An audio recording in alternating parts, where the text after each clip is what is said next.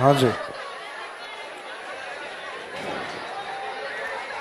कहाँ तक कंप्लीट हो गया था अपना? विंटर सीजन चल रहा था।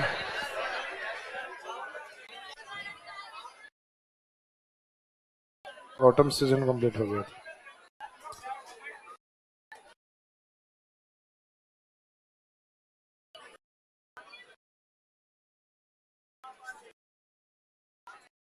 सीजन क्लासिफिकेशन वाले पार्ट में ऋतु वर्गीकरण में अपना लास्ट पार्ट था। इसमें समर सीजन के बाद में रेनी सीजन के बाद में ऑटम सीजन और उसके बाद में विंटर सीजन वाला पार्ट। तो विंटर सीजन में दो प्रमुख इवेंट हैं या प्रमुख घटनाएं हैं जो अपने को कंप्लीट करनी है, जिसमें एक तो है मावट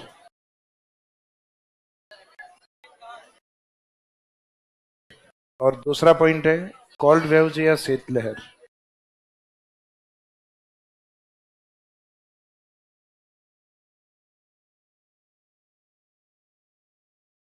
फर्स्ट हेडिंग में मावट है ना, ये फर्स्ट हेडिंग में लीजिएगा मावट।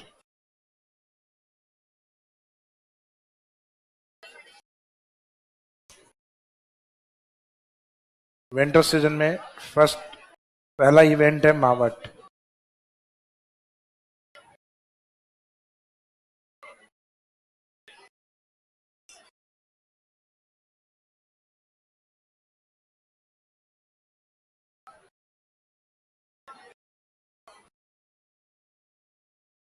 मावट में सबसे पहले देखेंगे इसका मीनिंग। तो मीनिंग अपनी इसका जिस पार्ट में लिखेंगे उसमें 3 से 4 लाइनें खाली छोड़ के फिर पहले अपने को इसका डायग्राम बनाना, उस डायग्राम के अकॉर्डिंग फिर इसका मीनिंग देखेंगे। जैसे अपने जो कॉन्टिनेंट्स हैं उसमें इस शेप में एक महाद्वीप आता है, अफ्रीका महाद्वीप। अफ्रीका महाद्वीप के जस्ट ऊपर का भाग क्या है? यूरोप। यूरोप और अफ्रीका के बीच के जलीय क्षेत्र को कहा जाता है भूमध्य सागर। यानी ये दोनों स्थलीय भाग है, भूभाग है, उनके बीच के सागर को भूमध्य सागर।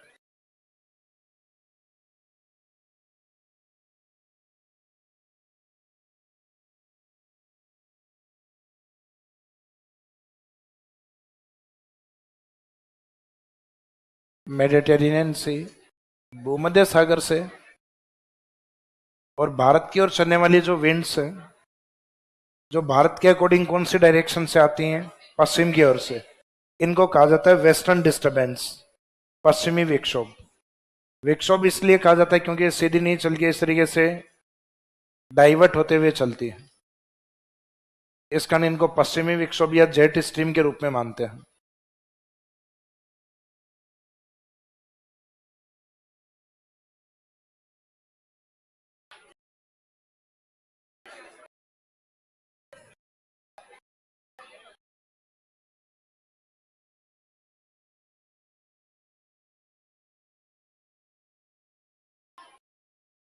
जिसमें मुख्यतः भारत का नॉर्थ वेस्ट वाला जो पार्ट है वो इससे लाभान्वित होता है, यानी नॉर्थ और वेस्ट वाले पार्ट में, जिसमें अपने एक राजस्थान की लोकेशन या स्थिति भी आती है।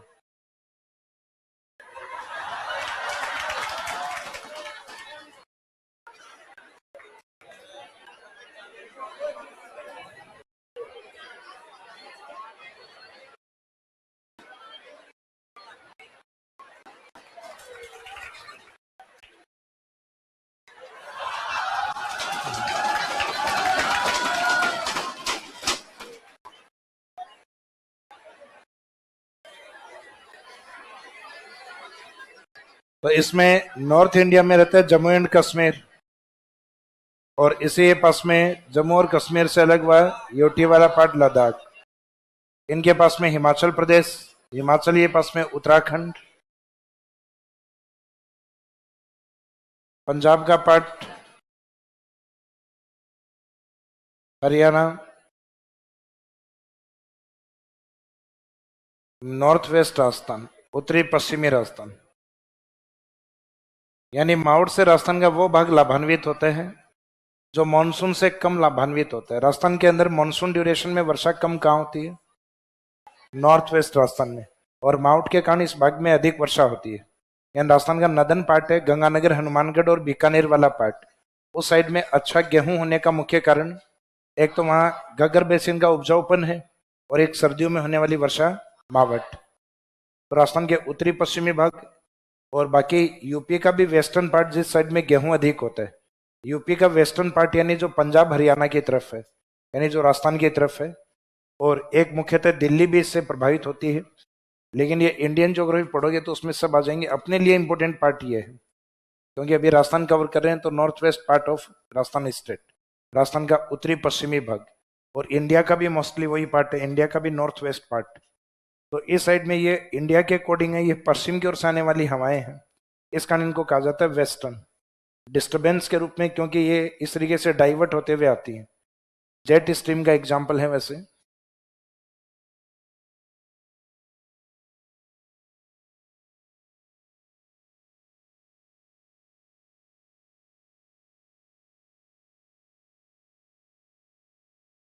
पश्चिमी विक्षोभ,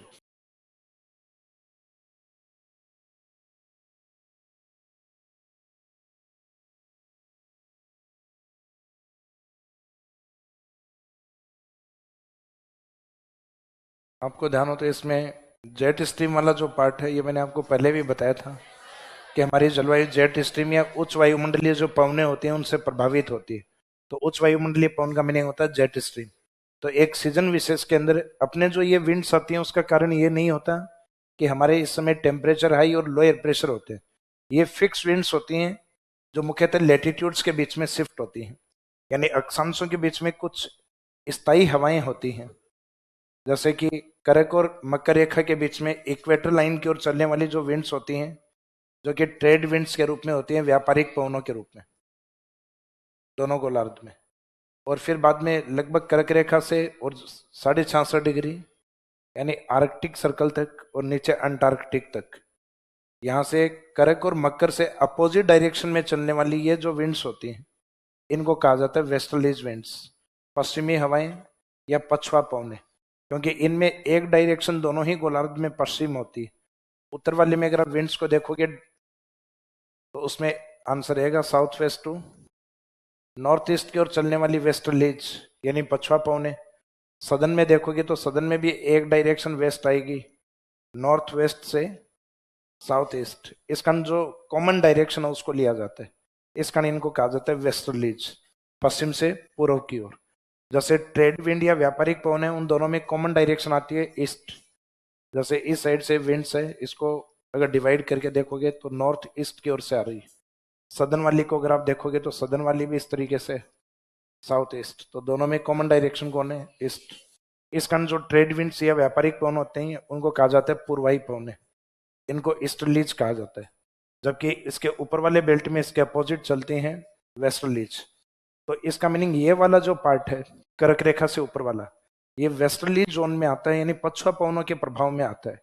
इस कारण ये जो स्थायी फिक्स विंड्स होते हैं, इन स्थायी पवनों की डायरेक्शन में आने के कारण कर्क रेखा के ऊपर वाले हिस्से में भूमध्य सागर की ओर से हवाएं आती हैं।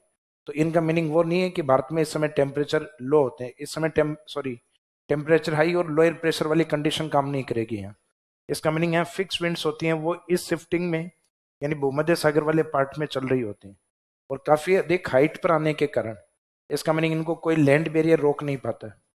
इस कारण भूमध्य सागर की जो नमी है वो हमारे तक पहुंच पाती है, क्योंकि डिस्टेंस काफी ज्यादा है, लगभग 4 से 5 हजार किलोमीटर की डिस्टेंस पे।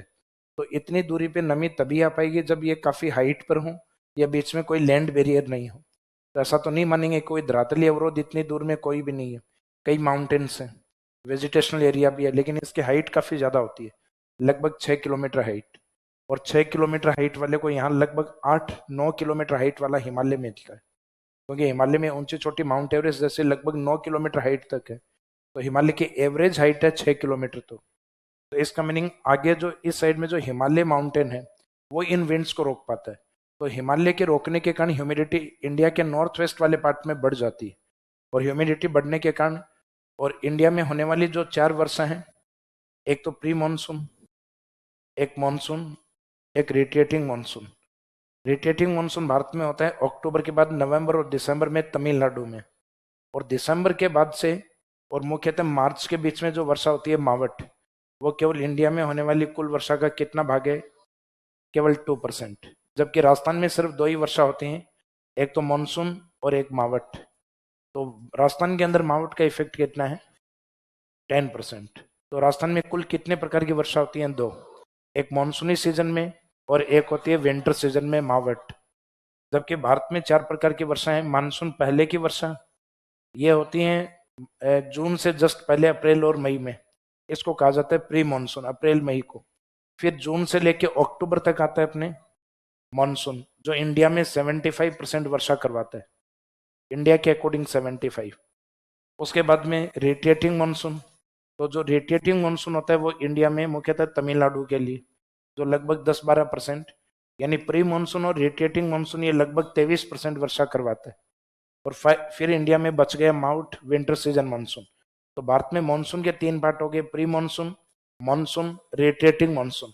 फिर एक विंटर का मानसून अलग है जिसको हम नाम देते हैं मावट। तो भारत में कुल कितने प्रकार की वर्षाएं? चार।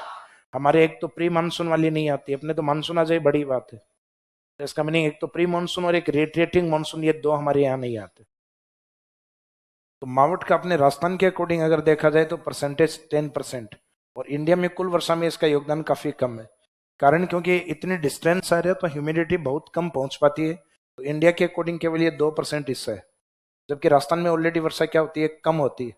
तो अपने यहाँ मावट भी कम होती है, तो मावट का परसेंटेज अपने को ज्यादा लगेगा, क्योंकि ऑलरेडी हमारे यहाँ वर्षा क्या है? कम।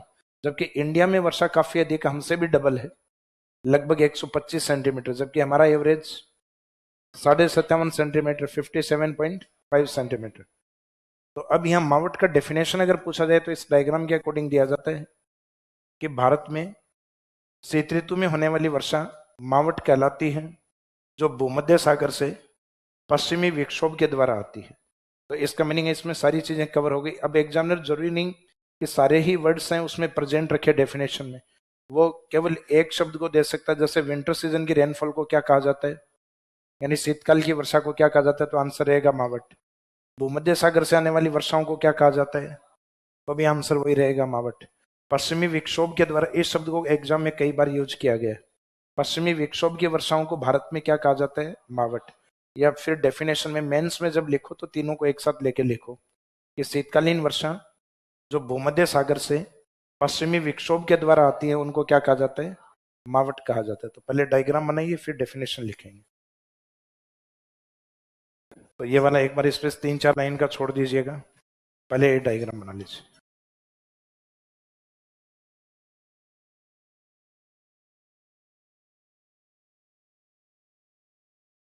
डायग्राम बनाते टाइम एक चीज का ध्यान रखना, अफ्रीका को बड़ा रखना है, विश्व का दूसरा बड़ा महाद्वीप है, तो उसकी थोड़ी सी रेस्पेक्ट करना। कहीं क्या भावुकता में भारत को बड़ा बना जाते हैं।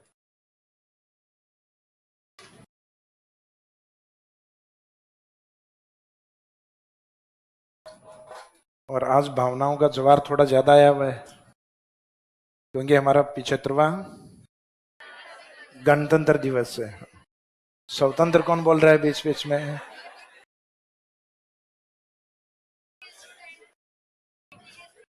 पॉलिटी के स्टूडेंट बोल रहे हैं।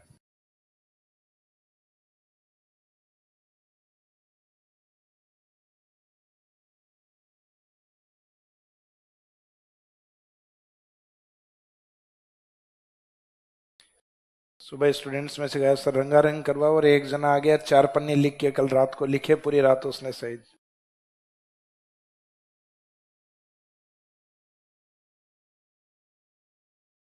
फिर किसी को बोलने ही नहीं दिया, मेरे को भी मैं बोल रहा था टाइम हो गया कि शुरू को एक बार आप नहीं बोलोगे बीच में। मैं यही तो कहता हूँ भाई, यहाँ जो आता है स्टेज पे वो भड़ास निकालने के लिए आता है। भाई मेरा तो काम है, मैं क्या करूं बताओ। मैं तो ये बार बार वही, ये माँ उठाती है, 3 दिन पहले भी बात कर रहा था मैं। तो मैं तो कोई 500वीं बार पढ़ा रहा हूँ ये, मोर देन 400 से भी ज्यादा बार हो गया होगा मेरे को। तो आप ये सोचो कि भाई आप इतने में पक जाते हो तो मैं कितना पक रहा होगा, हैं? पर विटामिन एम इतना बड़ा है ना, तो सोचो बार बार बोलूंगा मैं, माँ उठाती है। मनी।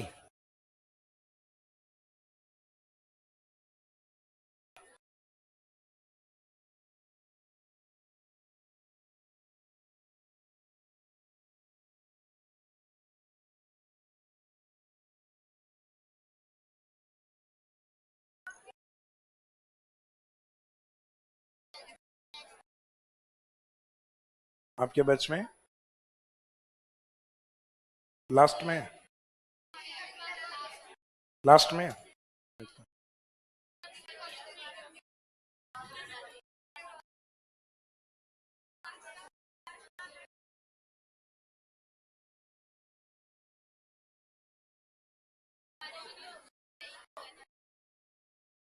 अभी लास्ट क्लास किसकी थी?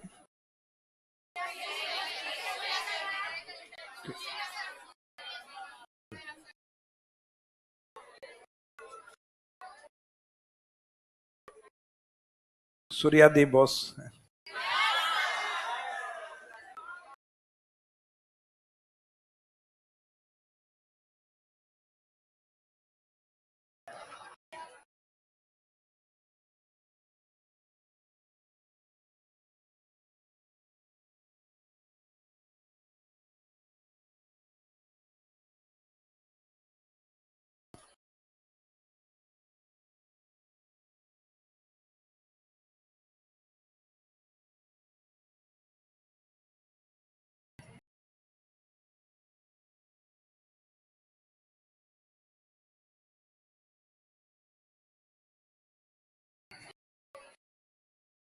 हाँ जी, कंप्लीट हो गया।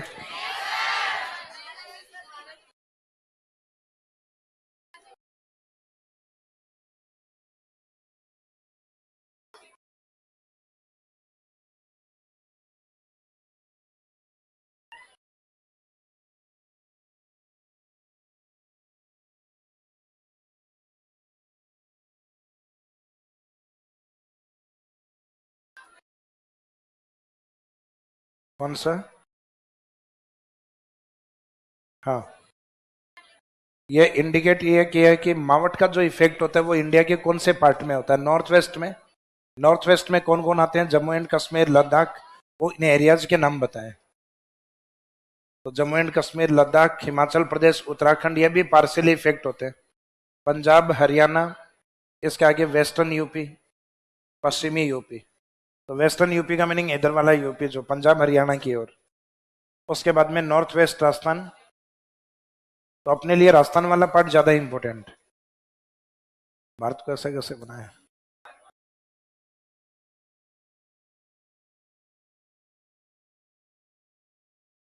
ठीक है, म्यांमार की ओर से कम कर दो, पाकिस्तान की ओर से कम नहीं होना चाहिए। हाँ,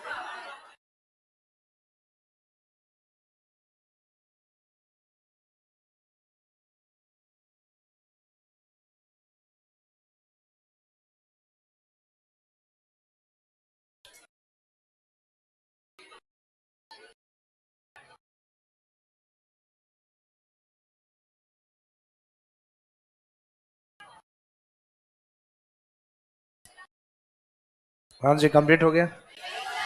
डेफिनेशन लिखिएगा।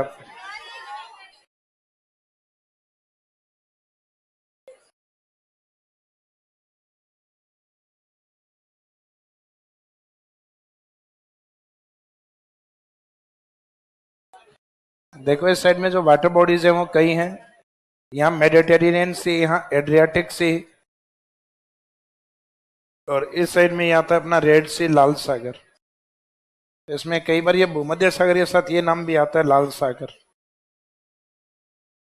लेकिन ये ऑप्शन में सभी आ जाए तो मेन आंसर ये होता है, भूमध्य सागर। डेफिनेशन में जनरली यही यूज होता है।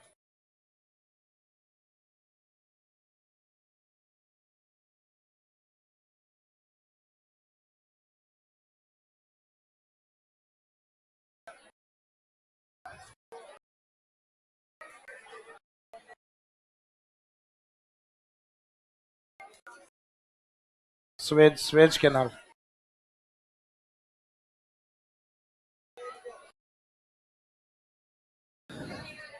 हाँ जी, बातें स्टार्ट हो गई मतलब बना लिया आपने। डेफिनेशन लिखो। शीत ऋतु में होने वाली वर्षा। शीत ऋतु में होने वाली वर्षा।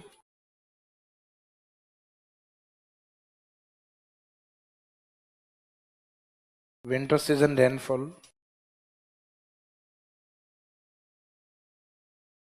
शीत ऋतु की वर्षा या शीत ऋतु में होने वाली वर्षा। जो भूमध्य सागर से पश्चिमी विक्षोभ द्वारा आती है, जो भूमध्य सागर से पश्चिमी विक्षोभ द्वारा आती है, उसे मावट कहा जाता है। Winter season rainfall which comes from Mediterranean sea through western disturbance, which comes from Mediterranean Sea through western disturbance is called मावट। शीत ऋतु में होने वाली वर्षा जो भूमध्य सागर से पश्चिमी विक्षोभ के द्वारा आती है, उसे मावट कहा जाता है। इसका मीनिंग तीनों कीवर्ड यूज हो गए। किस समय आती है? शीत ऋतु में। किसके द्वारा आती है? पश्चिमी विक्षोभ। किस जगह से आती है? भूमध्य सागर। तो winter season rainfall which comes from Mediterranean sea through western disturbance is called Mawat. अब इसका टाइम पीरियड क्या है? तो जैसा लिखा ना अपने शीत ऋतु, तो शीत ऋतु में इसका समय माना जाता है लगभग दिसंबर से और मार्च के बीच में जो रेनफॉल है, यानी लगभग जो 3-4 महीने वर्षा होती है अपने। हालांकि विंटर सीजन का हमने टाइम पीरियड क्या लिखा हुआ है राजस्थान के अकॉर्डिंग, मुख्यतः दिसंबर से फरवरी, लेकिन मार्च तक होने वाली वर्षा को मावट में कंसिडर किया जाता है। तो टाइम पीरियड होता है इसका दिसंबर से और मार्च के बीच में। जनरली हम फसलें काटते हैं तब कई बार आता है, यानी बारिशें कई बार फसलों को बर्बाद करने के लिए होती है अपने उस टाइम में। और मावट का तो अधिकतर समय अपने राजस्थान के अंदर फरवरी मार्च के टाइम इफेक्ट ज्यादा होता है। जैसे पिछले 1.5-2 महीने से देखने कोई बारिश नहीं हो रही, लेकिन अब जैसे ही फसल काटने का टाइम आएगा मार्च अप्रैल में, उस समय अपने बारिश आएंगे मावट। तो इसमें टाइम में लिखे, नेक्स्ट लाइन में लिखो समय दिसंबर टू मार्च। नेक्स्ट लाइन में लिखिएगा समय, टाइम क्या होता है इसका? समय दिसंबर से मार्च।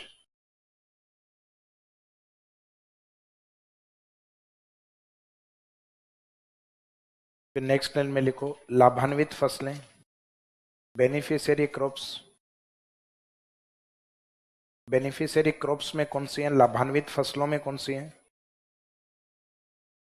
तो बेनिफिशियरी क्रॉप्स में लाभान्वित फसल में लिखिएगा रबी क्रॉप्स।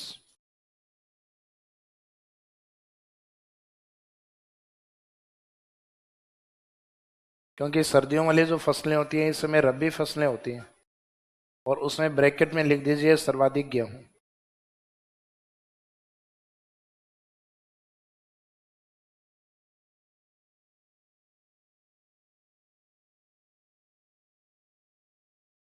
मैक्सिमम वेट क्रॉप को इसका फायदा सबसे ज्यादा होता है।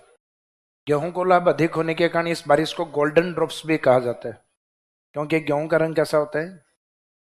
गोल्ड जैसा। इस कारण इस बारिश को नाम दिया जाता है गोल्डन ड्रॉप्स, यानी स्वर्णिम बौछार।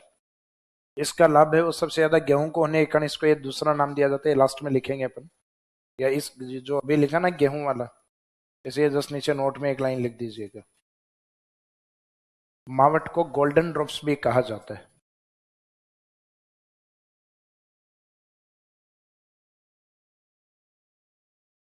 मावट को गोल्डन ड्रॉप्स भी कहा जाता है।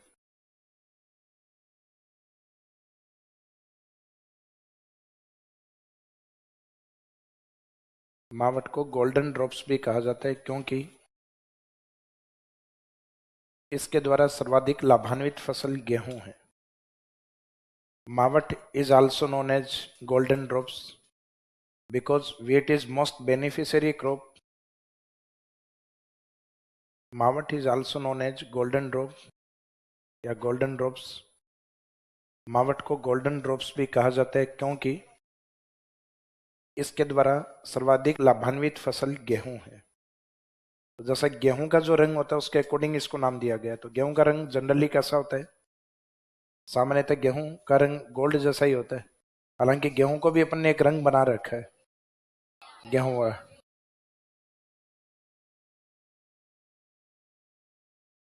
तो मावट is also known as golden drops because through मावट most beneficiary crops is wheat, क्योंकि इसके द्वारा सर्वाधिक लाभान्वित फसल गेहूं है। तो इसमें ये वाला शब्द इस नाम से भी आ सकती है एग्जाम में।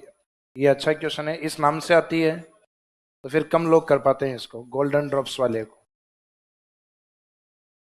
तो गोल्डन ड्रॉप्स में पहली लाइन तो यही लिखनी है कि गोल्डन ड्रॉप्स मावट को कहा जाता है। फिर बाद में वही डेफिनेशन लिखनी है जो माउट से लिखी है कि ये शीतकालीन वर्षा होती है जो भूमध्य सागर से पश्चिमी विक्षोभ के द्वारा आती है, जिनका टाइम पीरियड दिसंबर से और मार्च के बीच में होता है।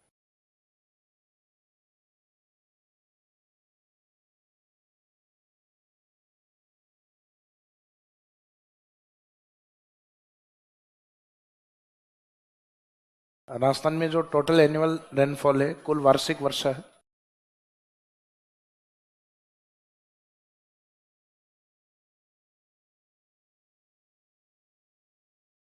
वो कितने प्रकार के हैं? दो प्रकार के। एक तो मानसून रेनफॉल या मानसूनी वर्षा,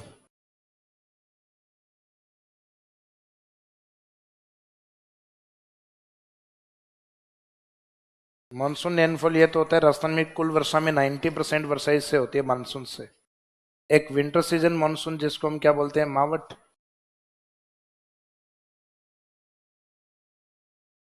मावट होती है, ये होती है 10%।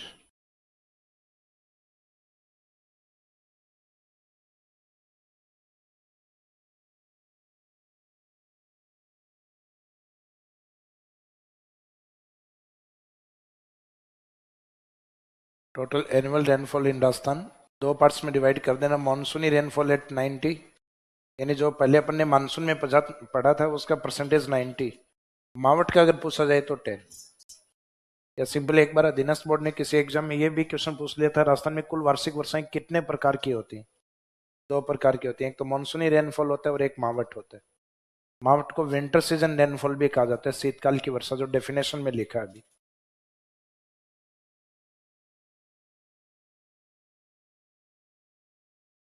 मावट 10%।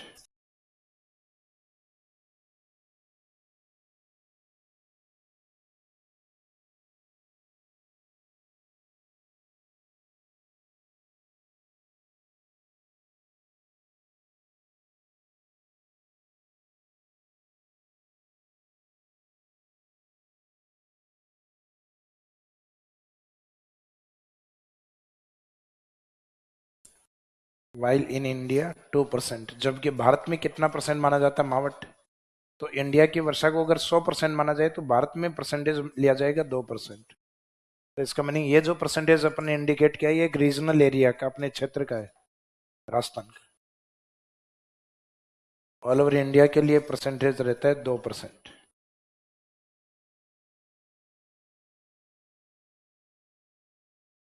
तो एग्जाम में इस चीज का ध्यान रखना है कि मावट को किस परसेंटेज के साथ रिप्रेजेंट किया गया है और किस लोकेशन के साथ। राजस्थान के साथ 10% लिखा है तो ठीक है। ये लाइन अगर इंडिया के साथ आ गई कि भारत की कुल वर्षा में मावट 10% का योगदान देती है तो स्टेटमेंट गलत है, फिर वहां सिर्फ ये रहेगा। फिर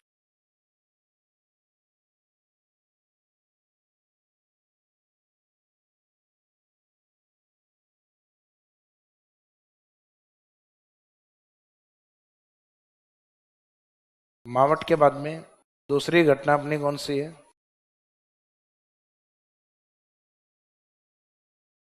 शीतलहर।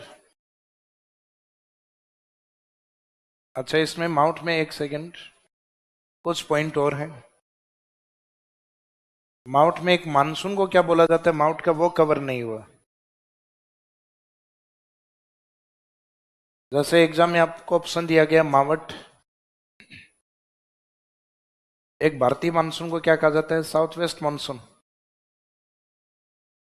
तमिलनाडु का मानसून अपोजिट होता है नॉर्थ ईस्ट मानसून, लौटता हुआ मानसून आता है तमिलनाडु में।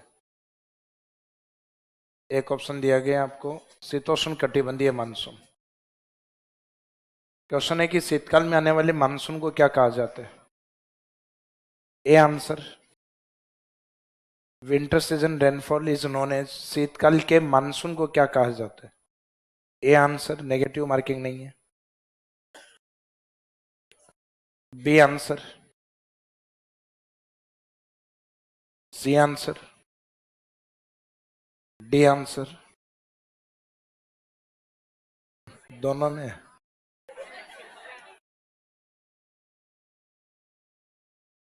अभी ध्यान से सुना, आपने जो लिखा है मावट, वो वर्षा का नाम लिखा है कि winter season rainfall is known as Mawat, तो इसका मीनिंग शीतकाल की वर्षा मावट है। लेकिन उसके पीछे मानसून, तो मानसून साउथ वेस्ट तो अपने गर्मियों में आता है, जिसके ऊपर अपने लंबा चौड़ा लिखा था ना, वो मानसून था, वो south west monsoon. North east अपने यहाँ नहीं आता, तमिलनाडु में आता है। लौटता हुआ मानसून जिसको हम कहते हैं, वो नॉर्थ ईस्ट मानसून होता है। अगर आता हुआ मानसून साउथ वेस्ट है तो सामान्य सी बात है, लौटता हुआ अपोजिट होगा, नॉर्थ ईस्ट, जो कि तमिलनाडु के लिए होता है। शीतोष्ण कटिबंधीय मानसून मावट के मानसून को क्यों कहा जाता है, ये देखिए।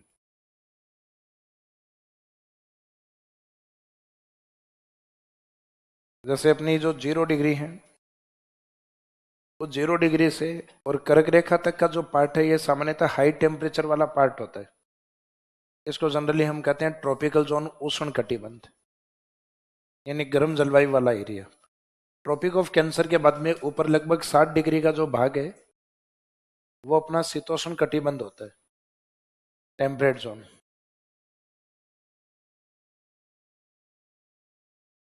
और उसके बाद में लगभग 65-70 के बाद होता है अपना पोलर जोन, यानी शीत कटिबंध।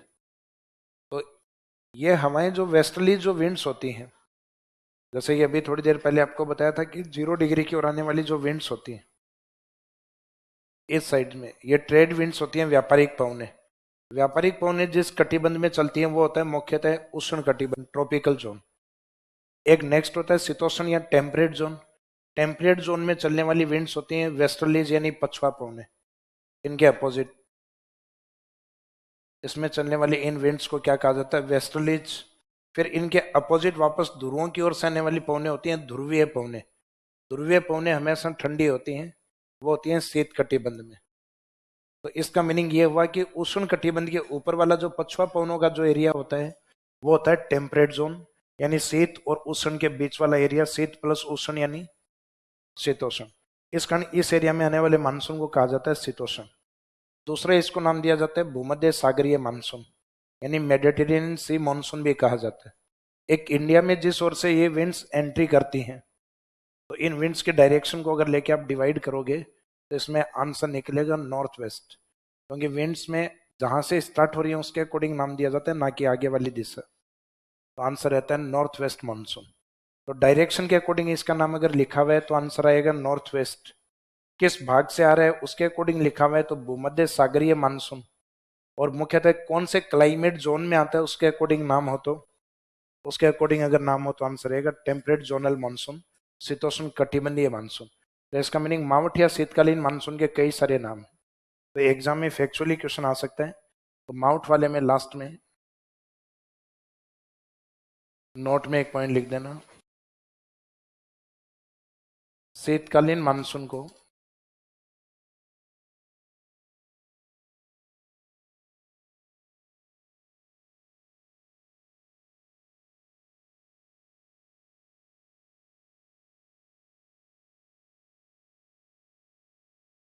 Winter season monsoon,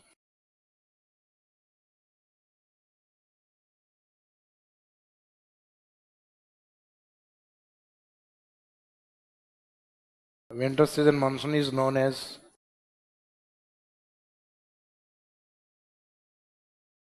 north west monsoon.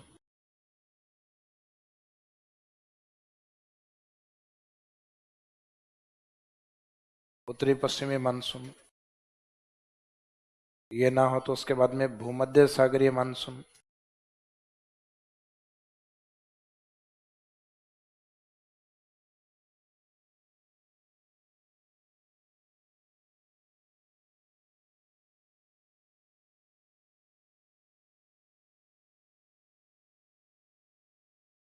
Mediterranean सी मानसून।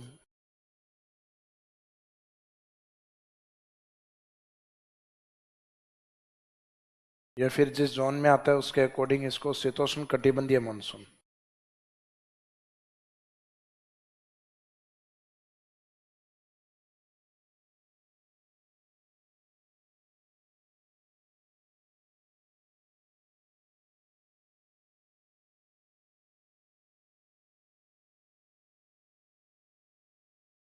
Temperate zonal monsoon. तो विंटर सीजन मानसून के नाम ये है, और विंटर सीजन रेनफॉल जो होती है वो अपनी हेडिंग थी मावट। तो जनरली इसमें मानसून की इतनी चर्चा होती नहीं है, तो हो सकता है कि मेंस एग्जाम में यहाँ से भी क्वेश्चन निकल जाए। तो मावट के बारे में और तो लगभग सब कुछ पता रहता है कि कहाँ से आती है, कौन सी हवाओं से आती है, टाइम पीरियड क्या होता है, बेनिफिशियरी क्रॉप्स क्या है, साल भर की वर्षा में कितना योगदान है। लेकिन ये पॉइंट थोड़ा सा हाइड होता है इसमें, तो इसलिए इसका थोड़ा ध्यान रखना है। अब इसमें भी एक मिस्टेक होती है कई बार, वो अभी बताएंगे एक क्वेश्चन के रूप में।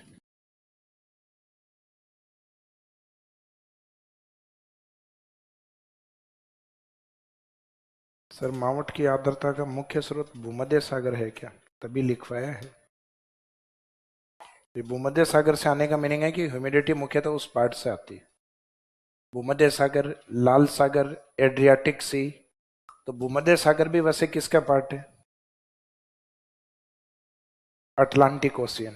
किसका पार्ट है? अटलांटिक। रेड सी है अपने इंडियन ओशियन का पार्ट।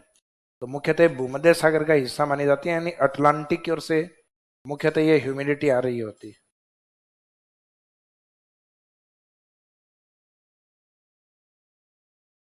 या वर्ल्ड ज्योग्राफी पढ़ोगे तब आएंगे आपके। ये वाला भूमध्य सागर है, जो इस साइड में एक पॉइंट आता है जिब्राल्टर। अटलांटिक से यहाँ पानी एंट्री जो करता है वो जिब्राल्टर से होता है, एक जिब्राल्टर चैनल होता है। तो जिब्राल्टर इज नोन एज की ऑफ मेडिटेरेनियन सी। जिब्राल्टर को कहा जाता है भूमध्य सागर की कुंजी, यानी भूमध्य सागर यहाँ से होते हुए जो पानी है जिब्राल्टर से, वो इसके अंदर एंट्री करता है। इंडियन ओशियन को जोड़ने के लिए यहाँ से लैंड पार्ट को काटा गया है, और यहाँ से निकाला गया है स्वेज कैनाल को, स्वेज नहर को। जो आजकल जहाँ पे आतंकवादियों के कई अटैक हुए हैं ना, जहाँ कई अपने जहाज वगैरह है जिनको रोका गया है, या जिनके ऊपर बीच में कब्जा कर लिया गया था, समुद्री जो लुटेरे वगैरह उनके द्वारा, वो मुख्यतः लाल सागर इस साइड में निकलने के बाद, ये जो अफ्रीकन इथोपिया वाला जो पॉइंट है इस साइड में, इसके बाद से यहाँ खतरा बढ़ जाता है रेड सी तक आने के लिए, सोमालिया के पास में। ये फेमस में है सोमालिया के डाकू।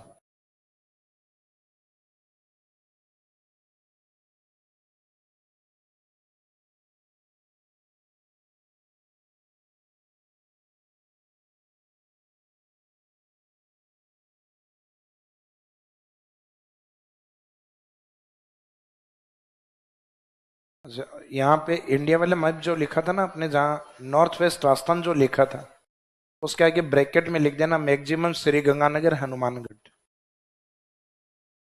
राजस्थान में सिर्फ अपन ने डायरेक्शन लिखे थे, वहां लोकेशन नहीं लिखी कि राजस्थान का कौन सा भाग लाभान्वित होता है। तो राजस्थान नॉर्थ वेस्ट तो लिख दिया था, लेकिन ब्रैकेट में लोकेशन और लिख देना श्री गंगानगर, हनुमानगढ़ एंड बीकानेर, 3 डिस्ट्रिक्ट के नाम लिख दो। सीक्वेंस वाइज लिखना श्री गंगानगर, हनुमानगढ़ एंड बीकानेर। इंडिया वाले मैप के साथ अपन ने लोकेशन लिखी थी नॉर्थ वेस्ट राजस्थान, उसमें डिस्ट्रिक्ट और मेंशन कर देना आगे ब्रैकेट में, श्री गंगानगर, हनुमानगढ़ एंड बीकानेर।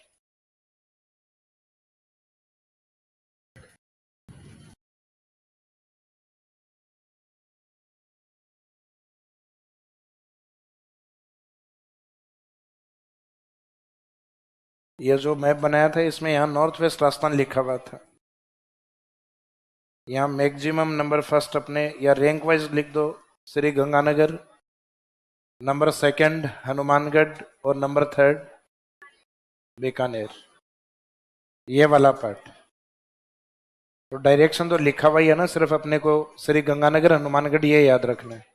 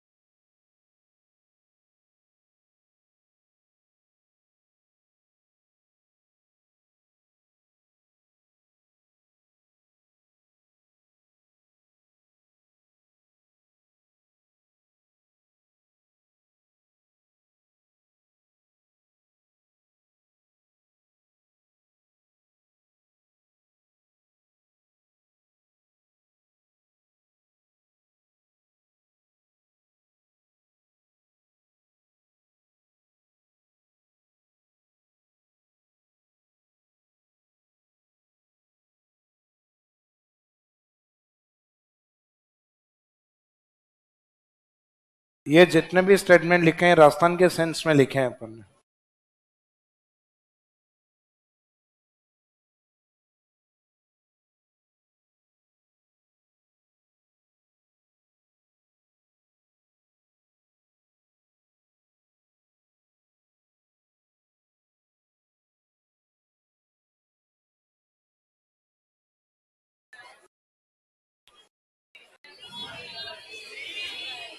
इनमें कौन कौन से स्टेटमेंट ठीक है?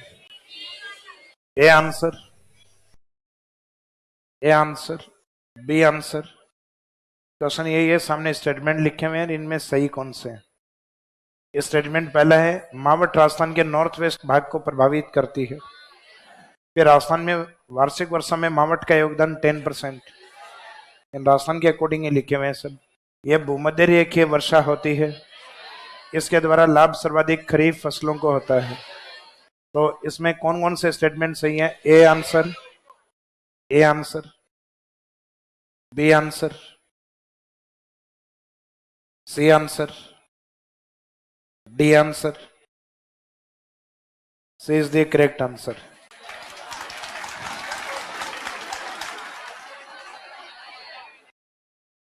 भूमध्य रेखा,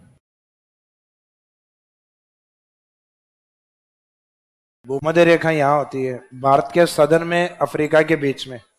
भूमध्य रेखा पर साल भर वर्षा होती है, क्योंकि हाई टेम्परेचर होते हैं, हाई इवेपोरेशन होता है और हाई रेनफॉल होता है। विश्व में उच्च वर्षा पेटी कहा जाता है भूमध्य रेखा वाले क्षेत्र को, जहां लगभग 10 डिग्री नॉर्थ में और 10 डिग्री साउथ में इसके बीच में अधिक वर्षा होती है। और विश्व में सबसे अधिक वर्षा वाला एरिया, जिसमें साउथ अमेरिका की एक प्रमुख नदी भी आती है, अमेजन। अमेजन बेसिन 0 डिग्री पे ही होता है। अफ्रीका की सबसे बड़ी नदी Congo river. Congo is the largest river of Africa. Nile is the longest river of Africa. यानी एक लंबी है और एक बड़ी। बड़ी का मीनिंग है जिसमें वाटर प्रेजेंस ज्यादा है। तो इसका मीनिंग यहाँ से जो नील जो जाती है उसमें पानी अधिक है, लेकिन अफ्रीका में जो भूमध्य रेखा 0 डिग्री को जो काटती है, 2 बार काटती है कांगो, उसमें वाटर प्रेजेंस ज्यादा होती है। तो कांगो अफ्रीका की सबसे बड़ी नदी है। नाइल है उसके पास डिस्टेंस है, पानी उतना नहीं है जितना कांगो के पास है। तो इसका मीनिंग है कि 0 डिग्री के पास हमेशा अधिक पानी वाली और ज्यादा बायोडाइवर्सिटी वाली नदियां होती है। तो सामान्य सी बात है, क्योंकि वहां साल भर वर्षा होती है। तो भूमध्य रेखा अगर होता है तो साल भर वर्षा होती फिर। तो ये भूमध्य रेखा नहीं, भूमध्य सागर है। तो इस चीज को ध्यान रखना, क्योंकि एग्जाम में पता भी नहीं लगता लाइन वहां ठीक लग रही होती है अपने को। घर आके पता लगता है कि रेखा लिखा हुआ था, जबकि मेडिटेरेनियन सी का मीनिंग अलग होता है। ये इक्वेटोरियल लाइन लिखा हुआ है, इसका मीनिंग इक्वेटोरियल की बात हो रही है, तो इसका मीनिंग भूमध्य रेखा की बात है। और ये साफ साफ गलत है। विंटर के अंदर खरीफ का नहीं, रबी का टाइम पीरियड होता है।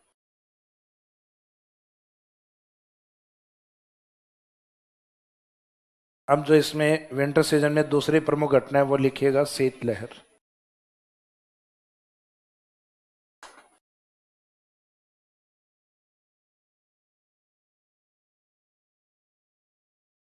Cold waves.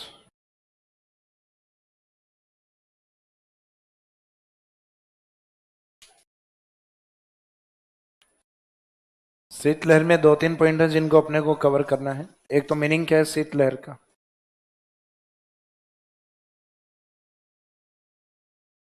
फिर शीतलहर में डायरेक्शन पूछी जा सकती है, यानी इसकी दिशा क्या होती है शीतलहर के।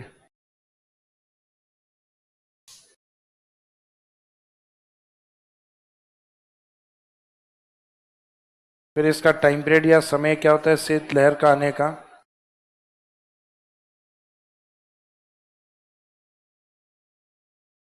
फिर प्रभावी क्षेत्र,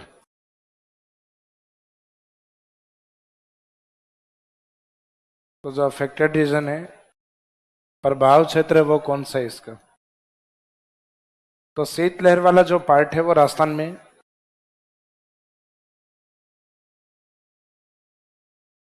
मुख्यतः इस साइड में जो राजस्थान से नॉर्थ ईस्ट की ओर हिमालय है,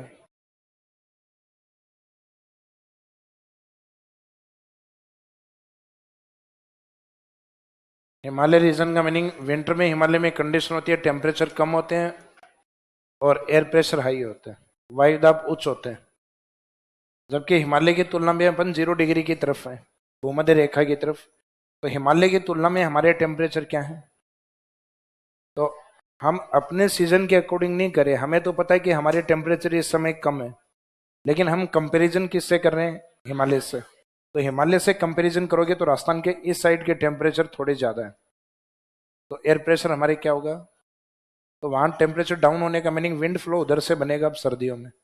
तो उस साइड से जो हवाएं आती हैं वो राजस्थान के मुख्यतः नॉर्थ ईस्ट वाले पार्ट को ज्यादा प्रभावित करती है, और उसमें भी उन जिलों को जहाँ ह्यूमिडिटी या आर्द्रता कम है, लैंड पार्ट अधिक है, क्योंकि ह्यूमिडिटी क्या करती है, टेम्परेचर को होल्ड करती है। तो टेम्परेचर को होल्ड करने वाले दो पार्ट होते हैं, या तो ह्यूमिडिटी या कार्बन डाइऑक्साइड।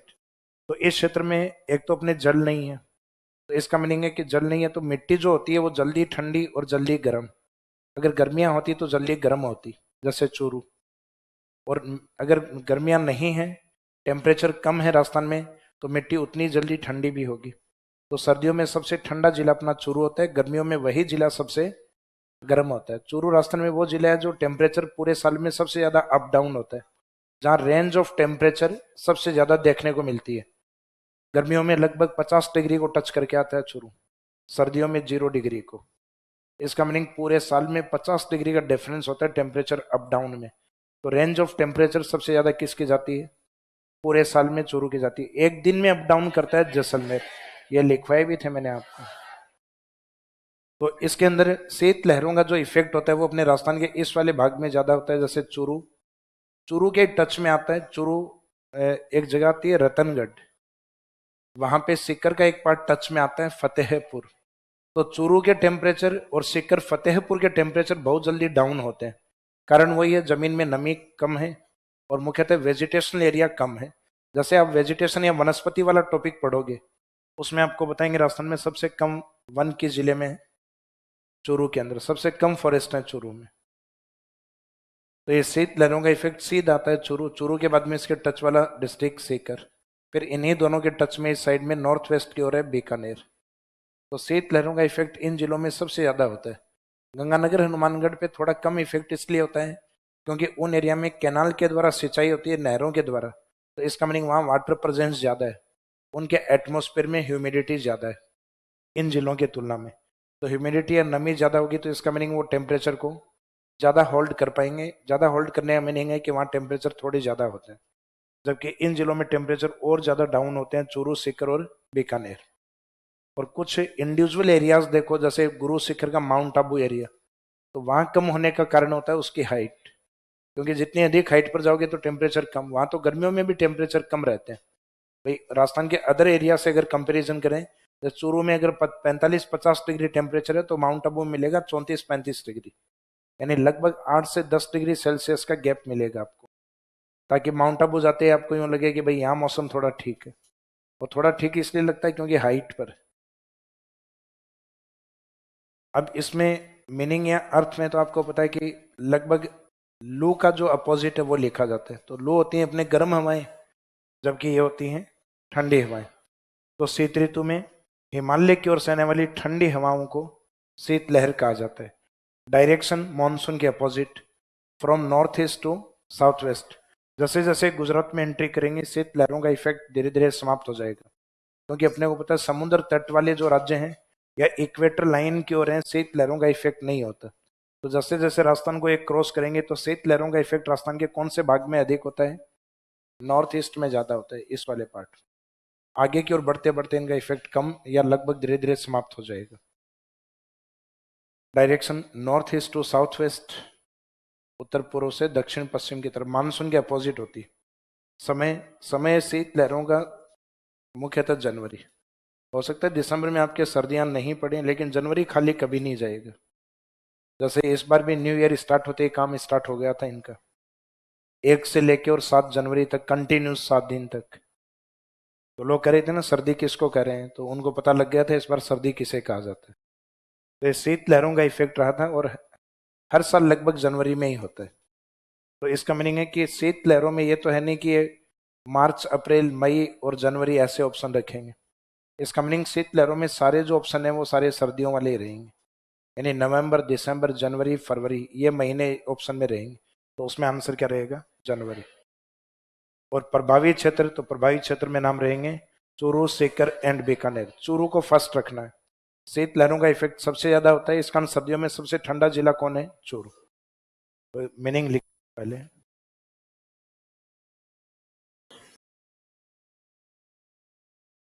मीनिंग है शीत ऋतु में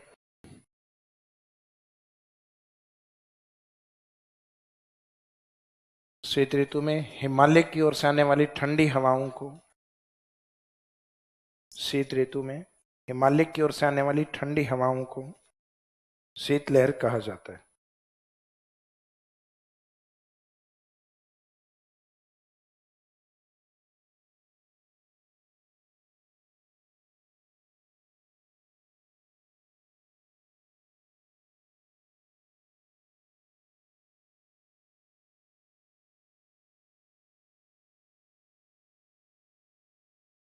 शीत ऋतु में हिमालय की ओर से आने वाली ठंडी हवाओं को शीतलहर कहा जाता है। Cold winds which comes from Himalaya region in winter season is called cold waves.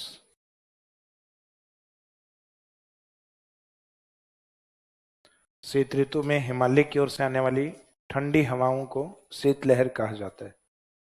Cold winds which comes from Himalaya region in winter season is called cold waves या is known as cold waves. शीत ऋतु में हिमालय की ओर से आने वाली ठंडी हवाओं को शीतलहर कहा जाता है। नेक्स्ट लाइन में लिखो डायरेक्शन या दिशा।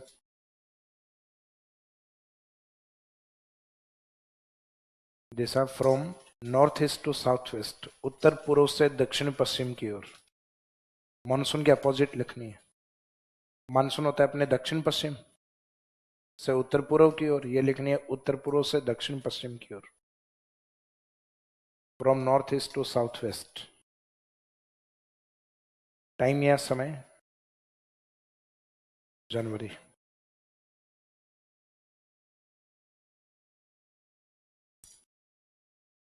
लास्ट में इनके द्वारा जो मेन अफेक्टेड रीजन प्रभावित क्षेत्र है वो कौन सा है? प्रभावित क्षेत्र में लिखिए first Churu, seeker and Bikaner.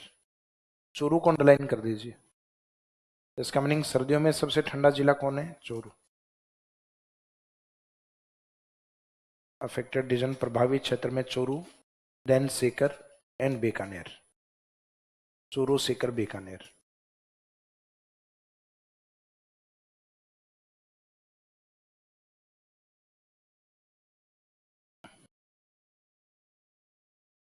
अब इस चैप्टर का last part, other important facts, अन्य महत्वपूर्ण बिंदु।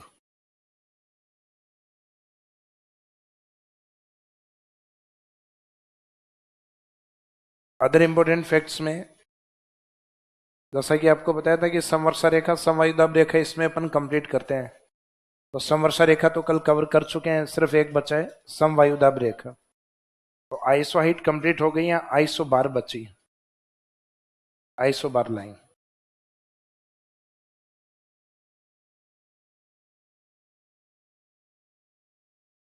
समवायुदाब रेखाएं।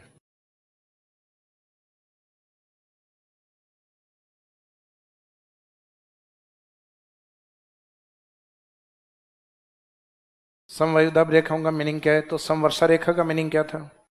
कल एग्जाम्पल बताया, जैसे कि ये मैप है, उस मैप में कुछ पॉइंट इंडिकेट किए थे जहां एक समान बारिश थी, एक पे थोड़ी डिफरेंट बताई थी आपको, जैसे फॉर एग्जांपल 60 सेंटीमीटर, बाकी पॉइंट्स के ऊपर 40 या 50 जो भी इंडिकेट करें अपन, 40 40 40। तो इन पॉइंट्स को जहां इक्वल रेनफॉल हो रही थी उनको मिलाने वाली रेखा को हमने नाम दिया था समवर्षा रेखा। वहां समवर्षा की बात थी।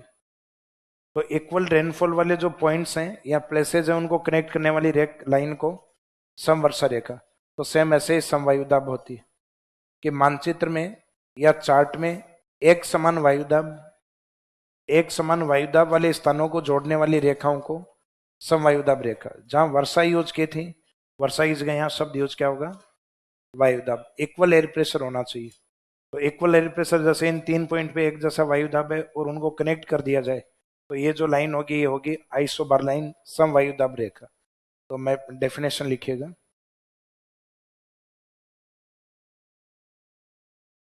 मानचित्र में एक समान वायु दाब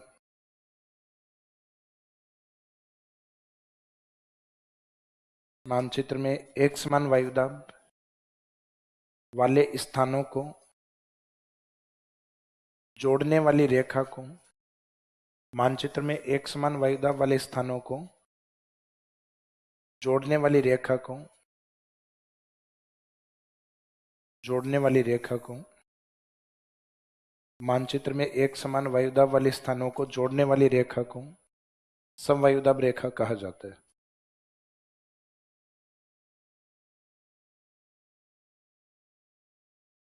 A line on a map or chart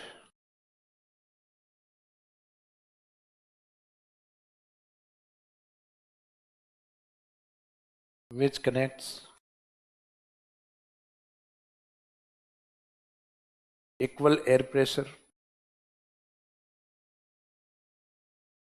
points लिख दो चाहे प्लेसेस लिख दो, एक समान वायुदाब वाले बिंदुओं को या स्थानों को। A line on a map or chart which connects equal air pressure points or places is known as isobar line. Isobar line जो अपने मेटेरोलॉजी डिपार्टमेंट मौसम विभाग है वो साल में 2 समय की हाईलाइट करता है। 100 साल के पहले महीने की जनवरी मंथ की और एक हाफ ईयर निकलने के बाद फर्स्ट मंथ की। तो हाफ ईयर कब समाप्त हो जाता है, जून में। तो जून के जस्ट बाद में महीना आता है जुलाई। तो इसका मीनिंग 2 महीने जिस समय की वायुदाब रेखाओं को हाईलाइट किया जाता है, और उसमें भी हर वायुदाब रेखा को नहीं, सिर्फ जो कुछ स्टैंडर्ड या मानक हैं केवल उन्हीं को। स्टैंडर्ड या मानक का मीनिंग है कि लगभग वो वायुदाब है वो राजस्थान में प्रेजेंट होते ही होते हैं। अब वायुदाब हो सकता है उससे कम भी जा सकता है और उससे अधिक भी हो सकता है, लेकिन इसमें केवल मानक को लिया जाएगा। फॉर एग्जाम्पल, जैसे कि भारत में देशांतर रेखाएं बहुत सारी हैं। जैसे इंडिया का ये ईस्ट वाला पार्ट है और ये वेस्ट वाला पार्ट। यहाँ लॉन्गिट्यूड या देशांतरी स्टार्ट होती है अपनी 6, 7, 8 68 डिग्री 7 मिनट पूर्वी देशांतर। इंडिया की स्टार्टिंग मानी जाती है यहाँ से, गुजरात से। और यहाँ अरुणाचल तक चलता है 97.25 ईस्टर्न लॉन्गिट्यूड। तो इसके बीच में इंडिया में बहुत सारे लॉन्गिट्यूड्स आते हैं, लगभग 29 डिग्री लॉन्गिट्यूड है, 29 देशांतर आते हैं। लेकिन उसमें स्टैंडर्ड एक को माना गया है 82.5 डिग्री को, वो हमारी स्टैंडर्ड टाइम लाइन बोली गई है। तो स्टैंडर्ड टाइम लाइन का मीनिंग ये थोड़ी ना है कि इंडिया में केवल एक ही देशांतर है, वो स्टैंडर्ड है, वो मानक है हमारे समय के लिए। तो स्टैंडर्ड हमने सिर्फ एक को माना है, बाकी देशांतर तो अपने इंडिया में कितने प्रेजेंट हैं, 29 डिग्री जो लॉन्गिट्यूड्स हैं वो प्रेजेंट है, लेकिन सिर्फ मानक के रूप में एक है। तो मीनिंग है अपन वायुदाब रेखाएं जो भी वैल्यू ऐड करेंगे यहाँ या इंडिकेट करेंगे, वो वैल्यू उससे अधिक भी हो सकती है, कम भी हो सकती है, लेकिन वो एज ए स्टैंडर्ड मान के रूप में वो लिए गए। इसका मीनिंग हमसे अगर पूछा जाए तो अपने को सिर्फ वो वैल्यूज ही बतानी है जो अपने को बताई गई। तो वायुदाब रेखाएं आइसोबार लाइन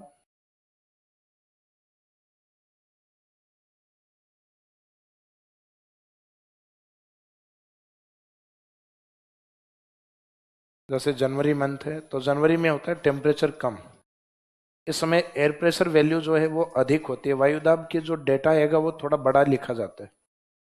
जैसे इस समय राजस्थान में वायुदाब है वो 1018 मिलीबार और इससे अधिक 1019 मिलीबार, ये 2 मानी गई है जनवरी के अंदर वायुदाब रेखाएं।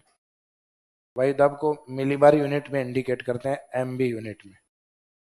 जबकि जनवरी के अपोजिट हम देखें 6 महीने बाद जुलाई, तो जुलाई में जनवरी से कंपैरिजन करें तो जुलाई के टेम्परेचर क्या होते हैं, ज़्यादा होते हैं। तो एयर प्रेशर वैल्यू क्या होंगी, कम। एयर प्रेशर वैल्यू कम होने का मीनिंग है कि जो वहाँ मैथमेटिक्स डेटा जो लिखे जाएंगे वो जनवरी वाले से छोटे लिखे जाएंगे, क्योंकि जनवरी में एयर प्रेशर वैल्यू ज़्यादा थी, अब एयर प्रेशर वैल्यू कम आएगी।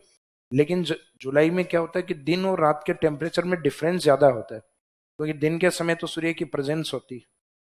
लेकिन जनवरी के अंदर अपने क्या है, जनवरी में दिन में भी सूर्य का टेम्परेचर कम आता है क्योंकि दिन छोटे होते हैं, तो सूर्य का टेम्परेचर कम आएगा, तो दिन के टेम्परेचर भी अपने कम होते हैं, रात के टेम्परेचर भी कम होते हैं, और दिन और रात के टेम्परेचर में अपने वेरिएशन ज्यादा नहीं होता। तो जब तापमान में वेरिएशन नहीं है तो वायुदाब में भी वेरिएशन नहीं होगा, इस कारण वायुदाब रेखाएं केवल दो ही मिलेंगी आपको। जबकि जुलाई में क्या होता है, दिन में टेम्परेचर ज्यादा होते हैं जुलाई जून के टच वाला मंथ ही होता है, तो दिन के टेम्परेचर ज्यादा होते हैं, लेकिन जुलाई में मानसून आने के कारण रात्रि के टेम्परेचर थोड़े से कम हो जाते हैं, तो दिन और रात के टेम्परेचर में जुलाई में डिफरेंस ज्यादा होता है। और जब तापमान में डिफरेंस अधिक होगा तो वायुदाब रेखाएं अधिक होंगी, ज्यादा होंगी। तो जुलाई में वायुदाब रेखाएं मानी जाती हैं 4। काउंटिंग में भले ही 4 हैं, लेकिन उनकी वैल्यू जनवरी वाली से क्या रहेगी, कम रहेगी।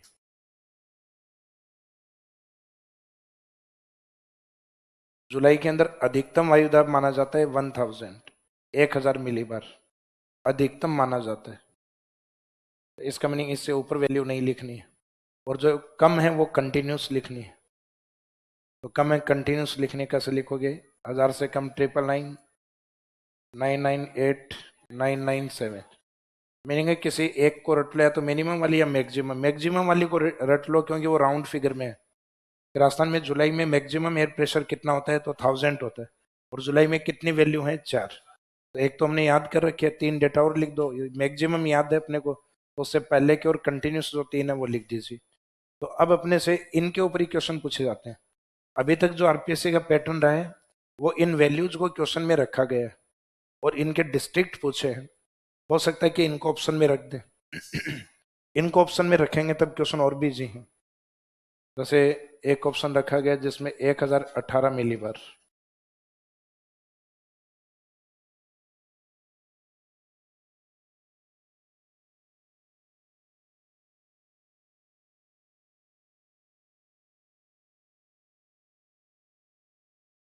क्वेश्चन में रखा गया राजस्थान में,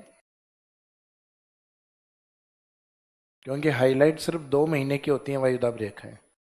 राजस्थान में जनवरी जुलाई से संबंधित वायुदाब रेखा जो राजस्थान से संबंधित नहीं है, तो इसका मीनिंग दोनों वैल्यू हमें पता होना चाहिए। जनवरी वाली है 18 और 19, और जुलाई वाली है 997 से लेके मैक्सिमम 1000 तक।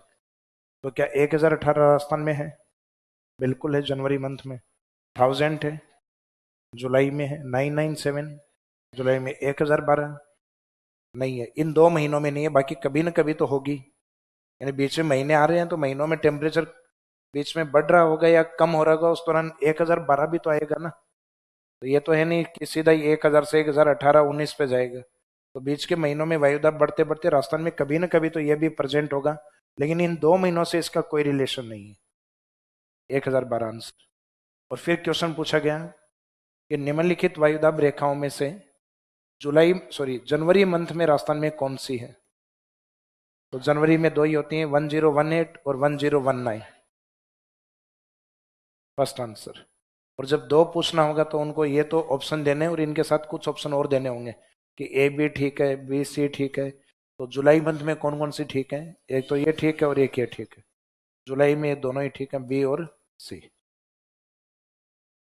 तो ये वाले क्वेश्चन तो काफी इजी है क्योंकि इसमें अपने को डेटा पता होना चाहिए, दोनों में फैक्ट याद होने चाहिए। ये मेंस के क्वेश्चन है, सिर्फ प्रीलिम्स में पूछे जाते हैं। तो इसमें दोनों तरफ आइसोबार लाइन में एक जनवरी की लिख दो 2 वैल्यू, और एक जुलाई की लिख दीजिए। और दोनों तरफ जो हमने टी इंडिकेट किया, टी का मीनिंग है टेम्परेचर या तापमान, और एपी का मीनिंग है एयर प्रेशर या वायु दाब। एरो ऊपर नीचे होने का मीनिंग तो ध्यान है ना, कम होना और अधिक होना।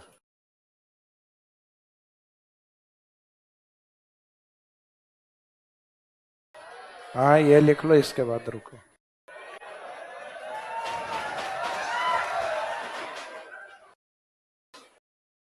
आप लोग ने इस गेट के पास वाले चिल्लाओ ताकि उनको पता चले हमारे यहाँ पे भी चल रहा है कुछ। शाबाश।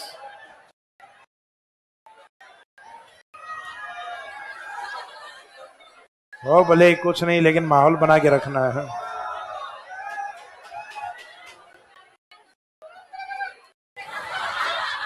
अंडमान निकोबार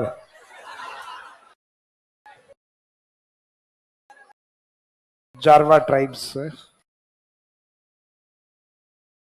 मीनिंग क्या था वैसे इसका? भाई कुछ ना कुछ मीनिंग तो होता ही होगा जनजातियों में, खुशी होती है।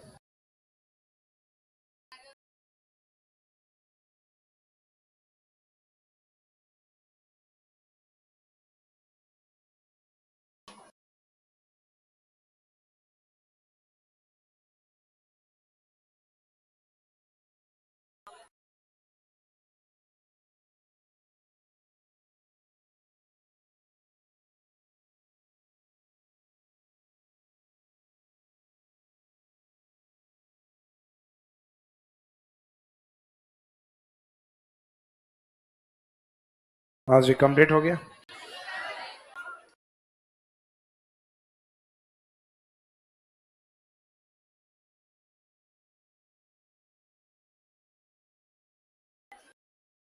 हाँ जी। अब ये दोनों अपने को सिर्फ ये दो मैप में इंडिकेट करनी है, मैप बना लीजिए, उसके बाद चैप्टर कंप्लीट। पहले जनवरी वाला वाला देख, ये वाला देखते हैं पहले, जिसमें फर्स्ट और सेकंड 1018 और 1019।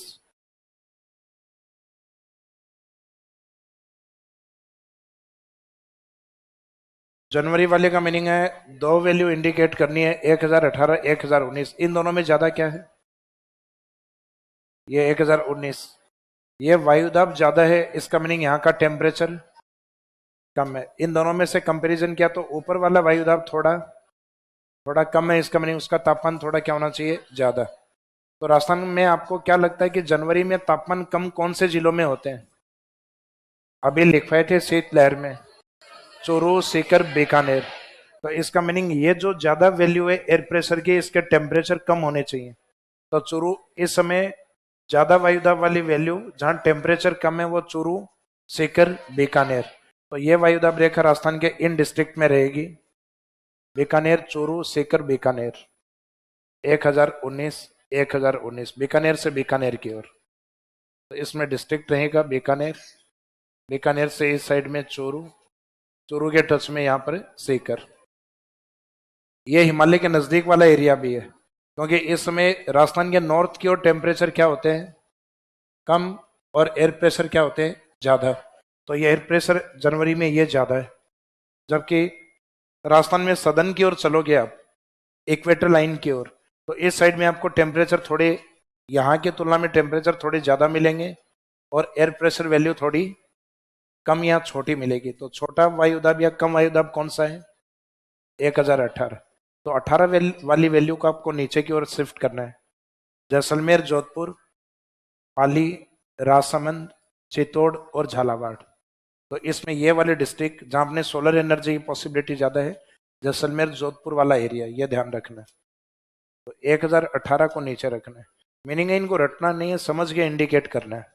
भाई 19 ऊपर क्यों आई, ज्यादा वायुदाब क्यों आ रहा है? क्योंकि वहां टेम्परेचर कम है, और एयर प्रेशर और टेम्परेचर का रिलेशन हमेशा अपोजिट होता है। जब ताप उच्च होते हैं तो वायुदाब कम होते हैं, और जब ताप कम होते हैं तो वायुदाब अधिक। तो राजस्थान का नॉर्थ वाला पार्ट जनवरी में कम ताप वाला होता है, जहाँ एयर प्रेशर वैल्यू हाई आती है। जबकि वहां से अब नीचे की ओर चलोगे तो टेम्परेचर बढ़ेंगे। तो टेम्परेचर बढ़ने का मीनिंग वायुदाब वैल्यू छोटी आनी चाहिए। तो छोटी वैल्यू कौन सी है? 18। यूनिट होती है मिली बार। इसी में एक एक डेटा की तरफ लिख दो मिली बार। तो इसमें डिस्ट्रिक्ट जो रहेंगे अपने, जैसलमेर के पास में इसका डिवीजन हेडक्वार्टर जोधपुर, जोधपुर से अलग वर्ड डिवीजन हेडक्वार्टर जो बन गया पाली, मेवाड़ वालों में राजसमंद, एक इस साइड में चित्तौड़। फिर एमपी की ओर जाके इधर से एक डिस्ट्रिक्ट को और क्रॉस करेगी, झालावाड़। एग्जाम में जिले पूछे जाते हैं, वैल्यू आपको क्वेश्चन में दी जाती है, और अभी तक आरपीएससी ने सिर्फ जुलाई वाले पे ही क्वेश्चन किए, एक तो 999 पे और एक 1000 के ऊपर। तो पुराने क्वेश्चन पेपर निकालोगे तो उसे आइडिया लग जाएगा किस तरीके के क्वेश्चन इसमें आते हैं। वैल्यूज देख के डिस्ट्रिक्ट पूछे जाते हैं। मीनिंग ये है कि वायुदाब रेखाएं इस समय राजस्थान में और भी हैं, और जिलों से भी गुजरती हैं, लेकिन मानक कितनी है? केवल 2 स्टैंडर्ड लिए गए हैं, तो जिले इन्हीं के ही पूछे जाएंगे। तो जनवरी मंथ में राजस्थान में मानक वायुदाब रेखाएं कौन सी हैं? तो जनवरी में 1018 और 1019। ये केवल स्टैंडर्ड वैल्यूज इंडिकेट होती।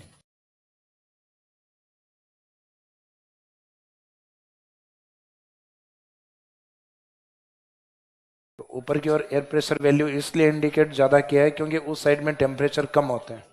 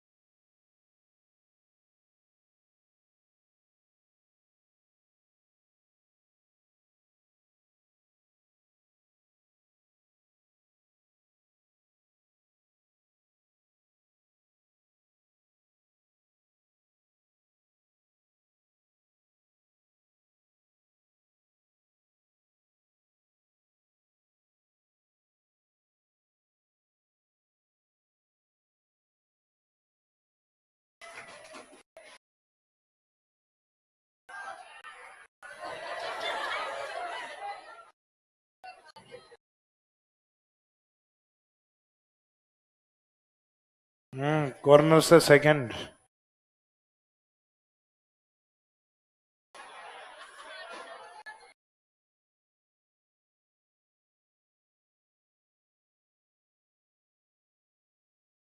आवाज निकालोगे उसके 2 मिनट बाद भी बता दूंगा कहां से निकाली थी।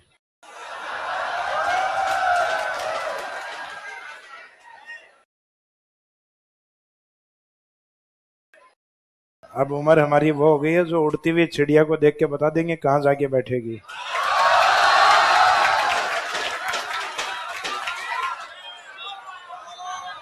बागेश्वर है।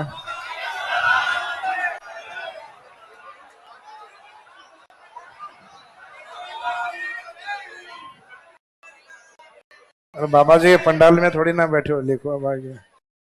ये हो गया कंप्लीट। नारे लगाएंगे तुम मेरे को भेजोगे, सन्यासी बनाओगे कहीं।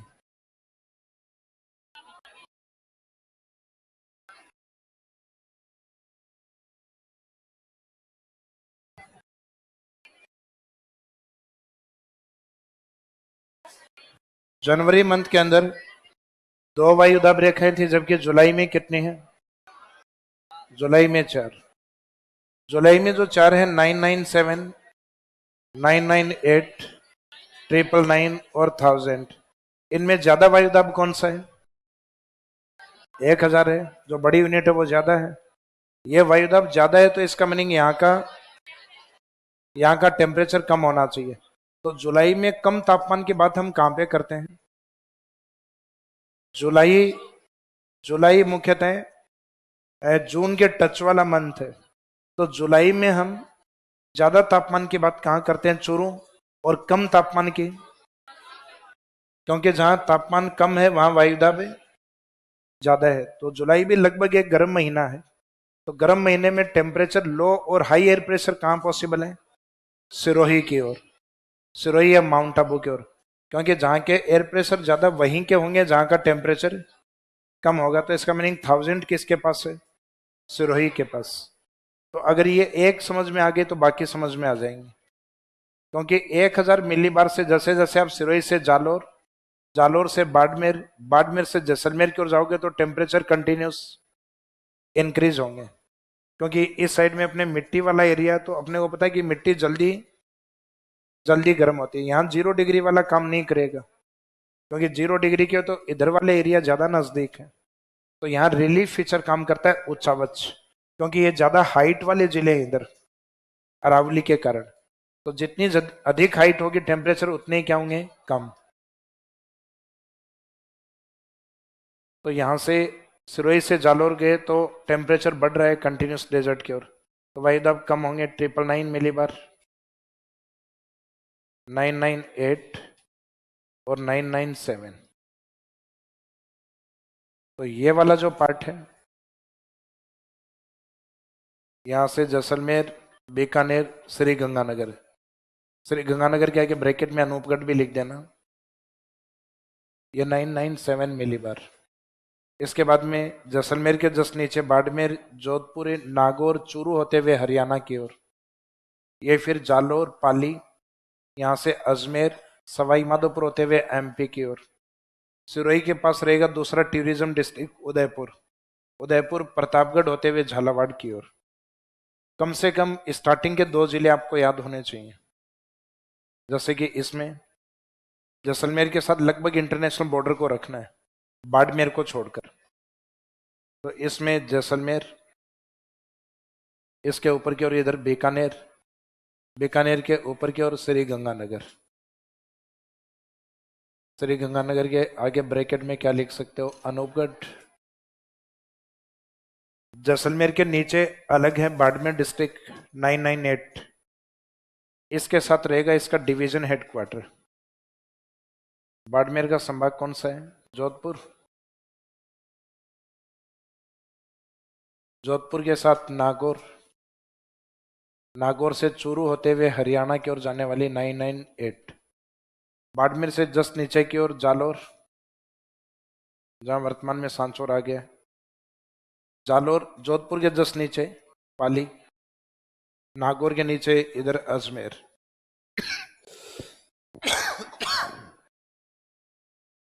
अजमेर से फिर ये आगे जयपुर की ओर नहीं जाके इधर टोंक की तरफ, टोंक, सवाई माधोपुर और उसके बाद में एमपी की ओर।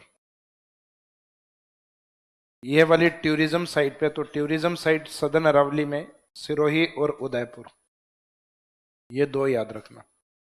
आगे रहेंगे प्रतापगढ़ और इस साइड में रहेगा आपके झालावाड़।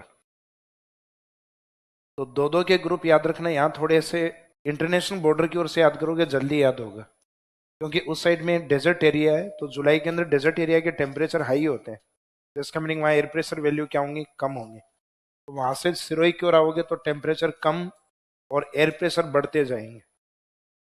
तो 997 के पास डिस्ट्रिक्ट कौन से होंगे, इंटरनेशनल बॉर्डर वाले, बाड़मेर को छोड़कर। फिर उसके बाद में 998 के पास रहेगा बाड़मेर और उसका डिवीजन हेडक्वार्टर जोधपुर। फिर रहेगा जालोर और जालोर का डिवीजन हेडक्वार्टर पाली, क्योंकि पाली भी अब संभाग बन गया है, तो जालोर के साथ रहेगा पाली। फिर इस साइड पे रहेंगे टूरिज्म साइड सिरोही और उदयपुर, पर्यटन वाले स्थान जो टूरिज्म में ज्यादा फेमस है राजस्थान में। ग्रुप में 2-2 इसलिए बता रहा हूँ, याद इसलिए रखना है क्योंकि कई बार सिरोही 2 ऑप्शन में स्टार्ट हो सकता है, जिसमें एक तो सिरोही एक गलत ऑप्शन वाले डिस्ट्रिक्ट के साथ चलेगा और एक चलेगा सिरोही उदयपुर के साथ, तो इसलिए कम से कम 2-2 डिस्ट्रिक्ट आपको याद होने चाहिए।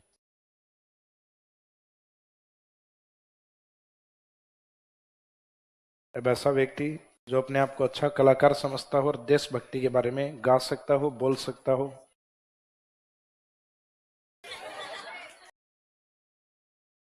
है?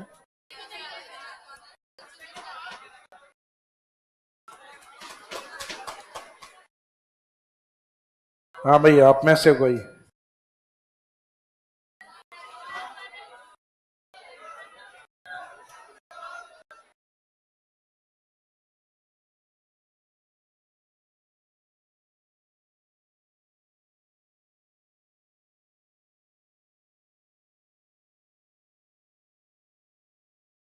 इतने बड़े बैच में कोई कलाकार नहीं है, बोल चुके हैं। अच्छा, बोल चुके हैं क्या अभी?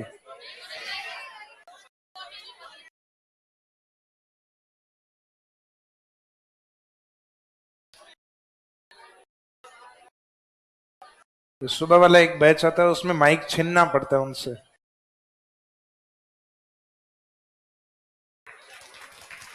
Very good.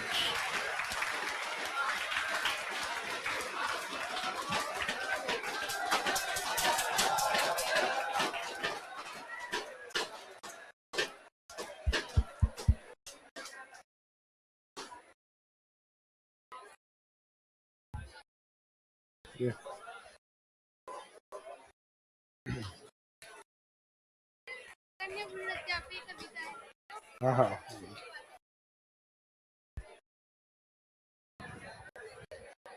हाँ हाँ। बिटिया गर्भ में से रोते रोते क्यों होता कत्ल मेरा, बाबुल के होते होते क्यों होता कत्ल मेरा, बाबुल के होते होते। सेवा में माँ मैं सबकी तन मन करूंगी अर्पण, रह लूंगी माँ मैं अपने भैया की खा के छूटन। सेवा में माँ मैं सबकी तन मन करूंगी अर्पण, रह लूंगी माँ मैं अपने भैया की खा के छूटन। दर्शन को तेरे माता रही बाट जो होते क्यों होता कत्ल मेरा, बाबुल के होते होते।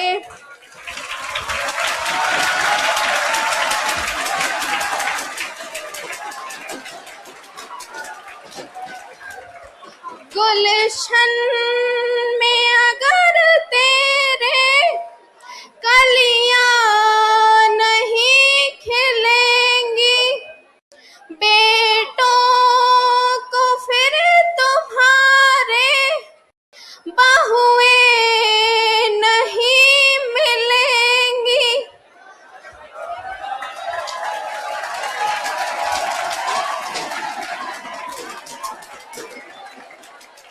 गुलशन में अगर तेरे कलियां नहीं खिलेंगी, बेटों को फिर तुम्हारे बहुएं नहीं मिलेंगी।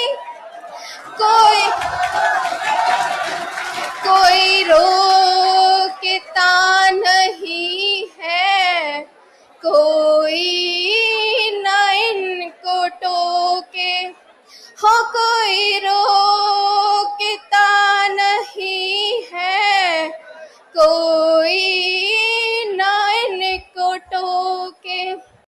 बिटिया ये कह रही है गर्भ में से रोते रोते क्यों होता कत्ल मेरा, बाबुल के होते होते।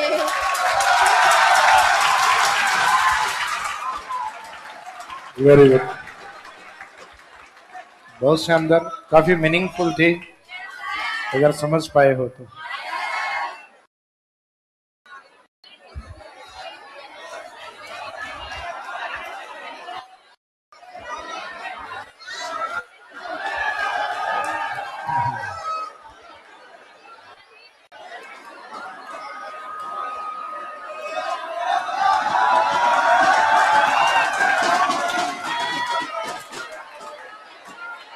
समय का खास करके ध्यान रखना, 4 या 5 मिनट।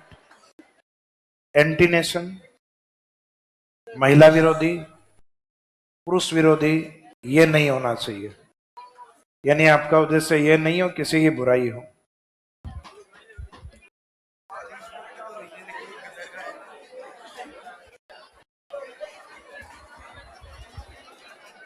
एक मिनट हंस लेना रुक जा। मैं निकला ओ गड्डी लेके ओ सड़क पे एक मोड़ आया, मैं उतर दिल छोड़ आया, ओ एक मोड़ आया, मैं उठे दिल छोड़ आया। और अब जाने कब गुजरा अमृतसर, कब जाने लाहौर आया। मैं उठे दिल छोड़ ओ लाहौर आया, मैं उठे दिल छोड़ आया। उस मोड़ पे वो मुटियार मेरी रत अमला पागल हो गया। उसकी जुल्फों की छाँव में मैं बिस्तर डाल के सो गया। वो जब जागा मैं भागा, सब फाटक सब सिग्नल मैं तोड़ आया। मैं उसे दिल छोड़ आया।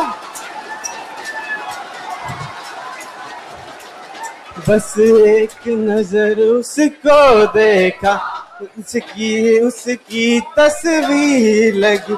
क्या नाम था उसका रब जाने, रांझे की हीर लगी। वो मैंने देखा एक सपना संग उसके नाम अपना मैं जोड़ आया।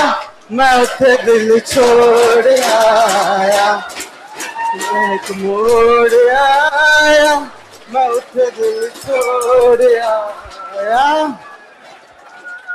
शर्मा के वो यूं सिमट गई जैसे वो नींद से जाग गई। मैंने कहा गल सुन ओ कुड़िए, वो डर के पीछे भाग गई। वेरी गुड, शाबाश।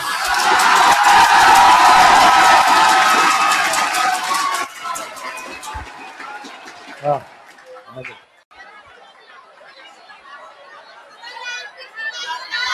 मेरे को कहाँ आता है, क्या बात कर रहे हो? हाँ बताओ।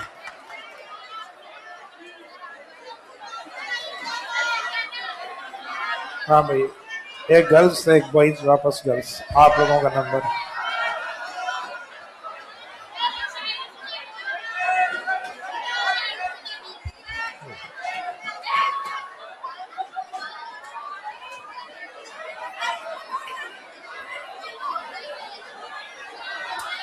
वाह,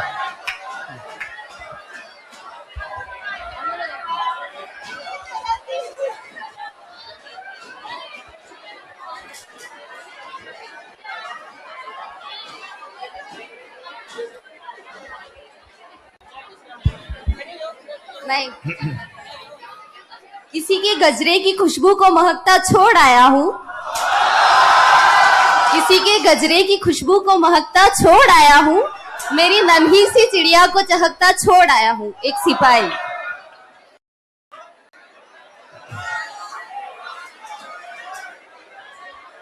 ऐ मेरे वतन के लोगों, जरा आँख में भर लो पानी।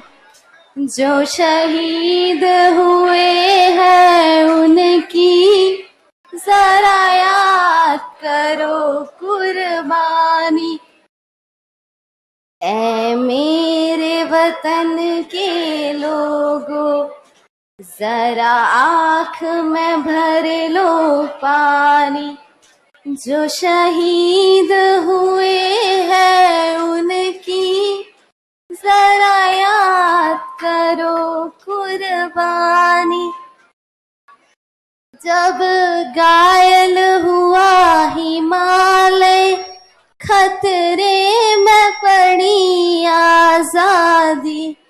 जब घायल हुआ हिमालय, खतरे में पड़ी आजादी।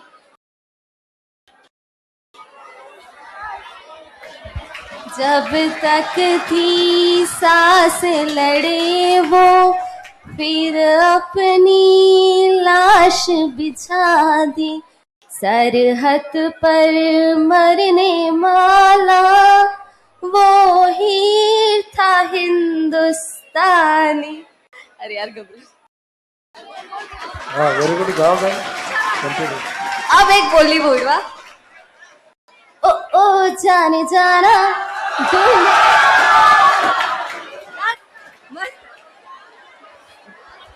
ओ ओ जाने जाना ढूंढे तुझे दीवाना, सपनों में रोज आए आ जिंदगी में आना सनम, मेरा ख्वाब मेरे ख्यालों की रानी, किसी दिन बनेगी हमारी कहानी।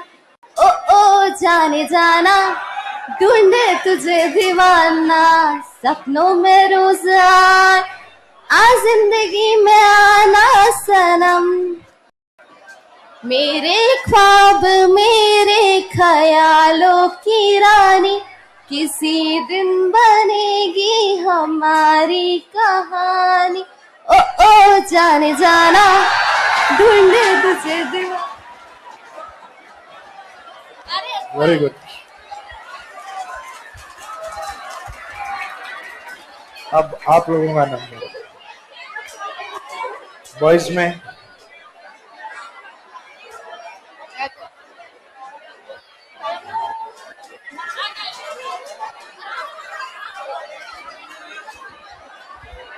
हाँ भाई, बॉयज में नंबर आपका।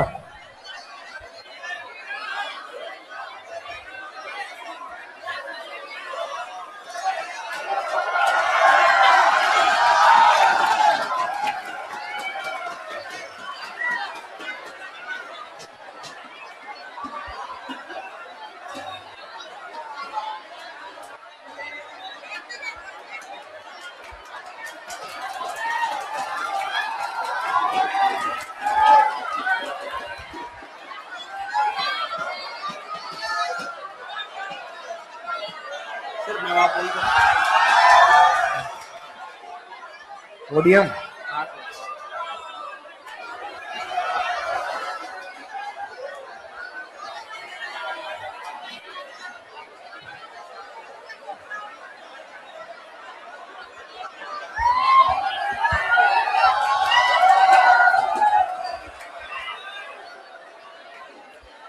सज्जनता सहजता, सज्जनता सहजता विद्वता और सत्य निष्ठा से परिपूर्ण, और एक दीप से लाखों दीप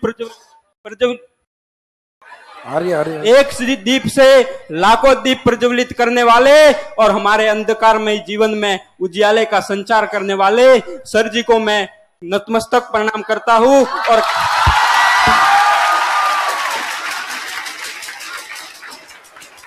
और कहना चाहता हूं कि जिस प्रकार भूमि पर लगे वृक्ष की जड़ों का अनुमान नहीं लगाया जाता, जिस प्रकार भूमि पर लगे वृक्ष की जड़ों का अनुमान नहीं लगाया जाता, इसी प्रकार सर की बौद्धिक क्षमताओं का भी अनुमान नहीं लगाया जाता।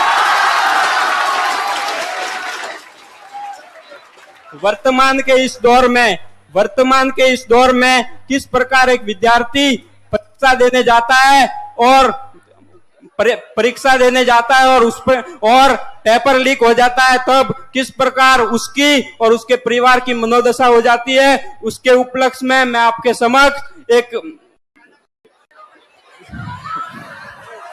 कुछ कहना चाहता हूं, सुनिएगा, जिसका शीर्षक है न जाने क्यों बार बार यह पेपर लीक हो जाता है, न जाने क्यों बार बार यह पेपर लीक हो जाता है।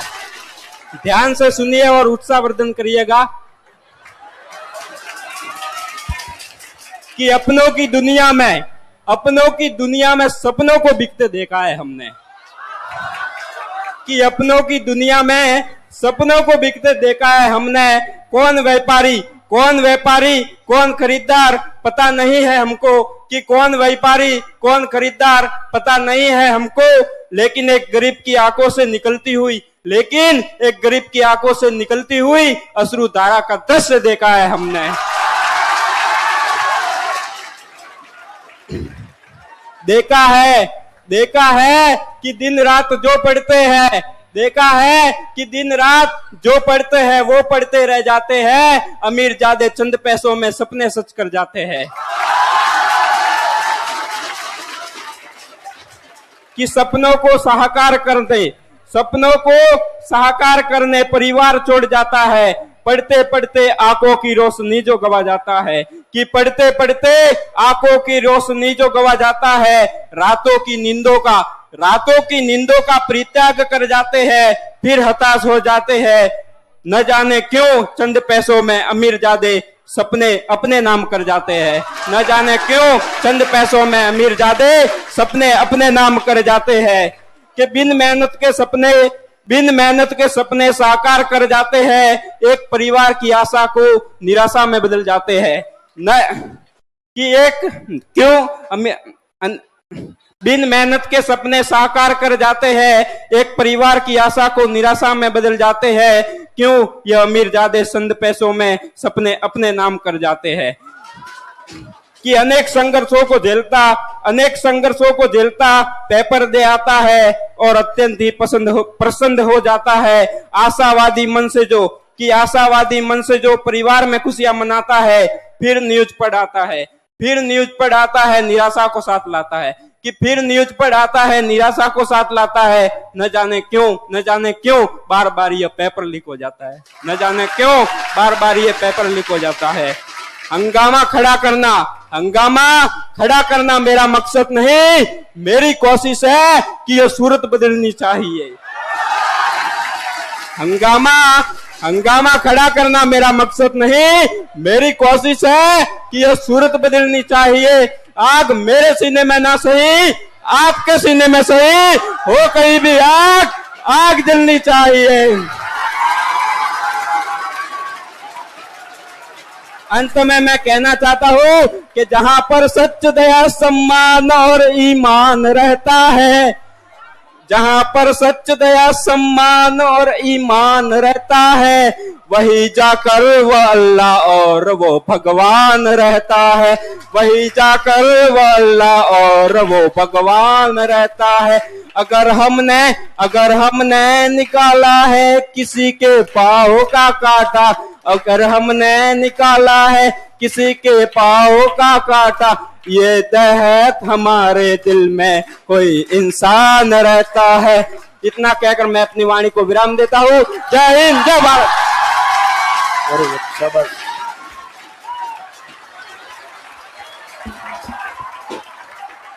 हाँ जी, अब एक लास्ट प्रस्तुति आप में से कौन देगा बताओ।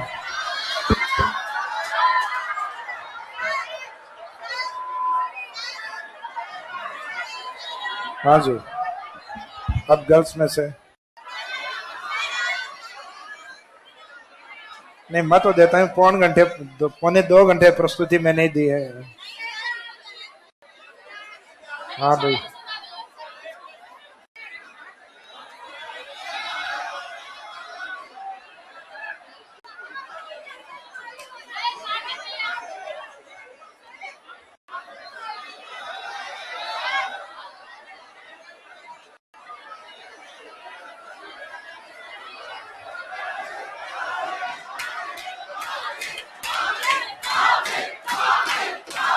महावीर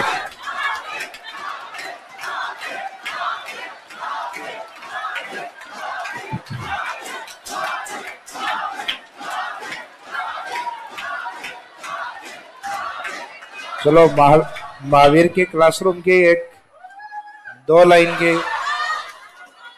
की एक शायरी है। शायरी थी क्या महावीर, जो मेरी क्लास में एक बार सुनाई थी। तो महावीर ने आते ही मेरे को कहा था कि सर मैं कुछ सुनाना चाह रहा हूं। मैंने कहा सुनाओ। कि जब घर से निकले, सुनाई भी थी शायद मैंने एक दिन, नहीं सुनाई। अच्छा भाई, महावीर ने कहा कि सर मैंने जैसे गांव से आकर शहर का जो माहौल देखा ना, उसके ऊपर मैंने कुछ लिखा है या फिर मैं कुछ बोलना चाहता हूँ, ऐसा कुछ कहा महावीर ने। यही कहा था महावीर मेरे को। मेरी पढ़ी हुई चीजें मेरे को कम याद रहती हैं, महावीर वाली बातें मेरे आज भी कई याद है। तो महावीर ने कहा कि भाई गांव से जब निकले तो फिक्र इस बात की थी कि फसलें खराब हो रही हैं, और शहर में आके देखा तो नस्लें खराब हो रही हैं।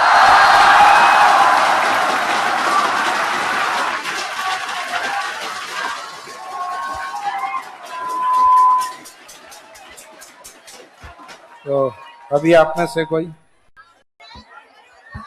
चिट्ठी आई है।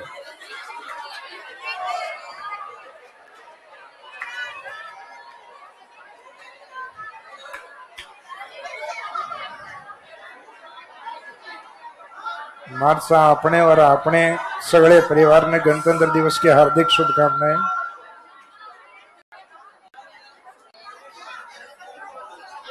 हाँ भाई, आप में से कोई और सुनाएगा कुछ?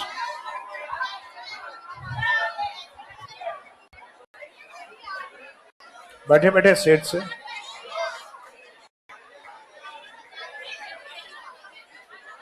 कोई नहीं और?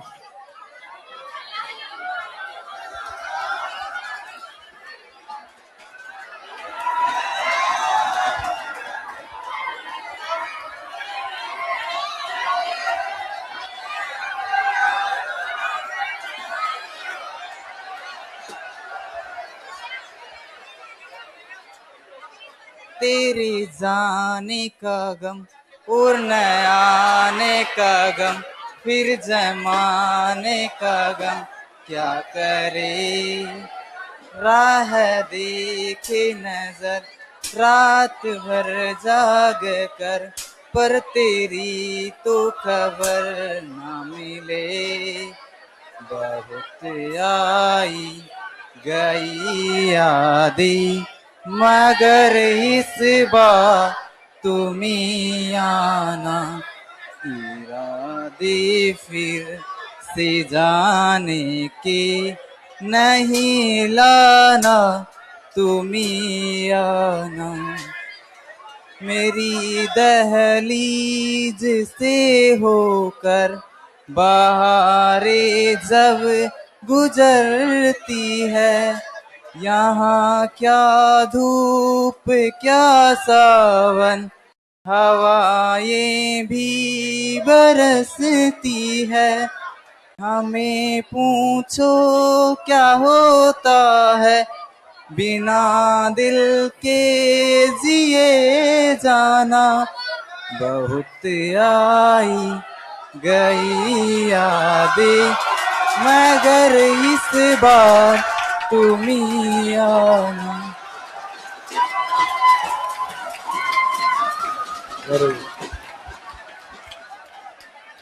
हाँ जी,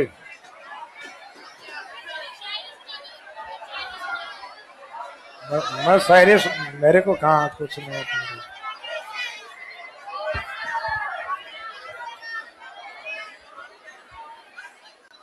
हाँ जी,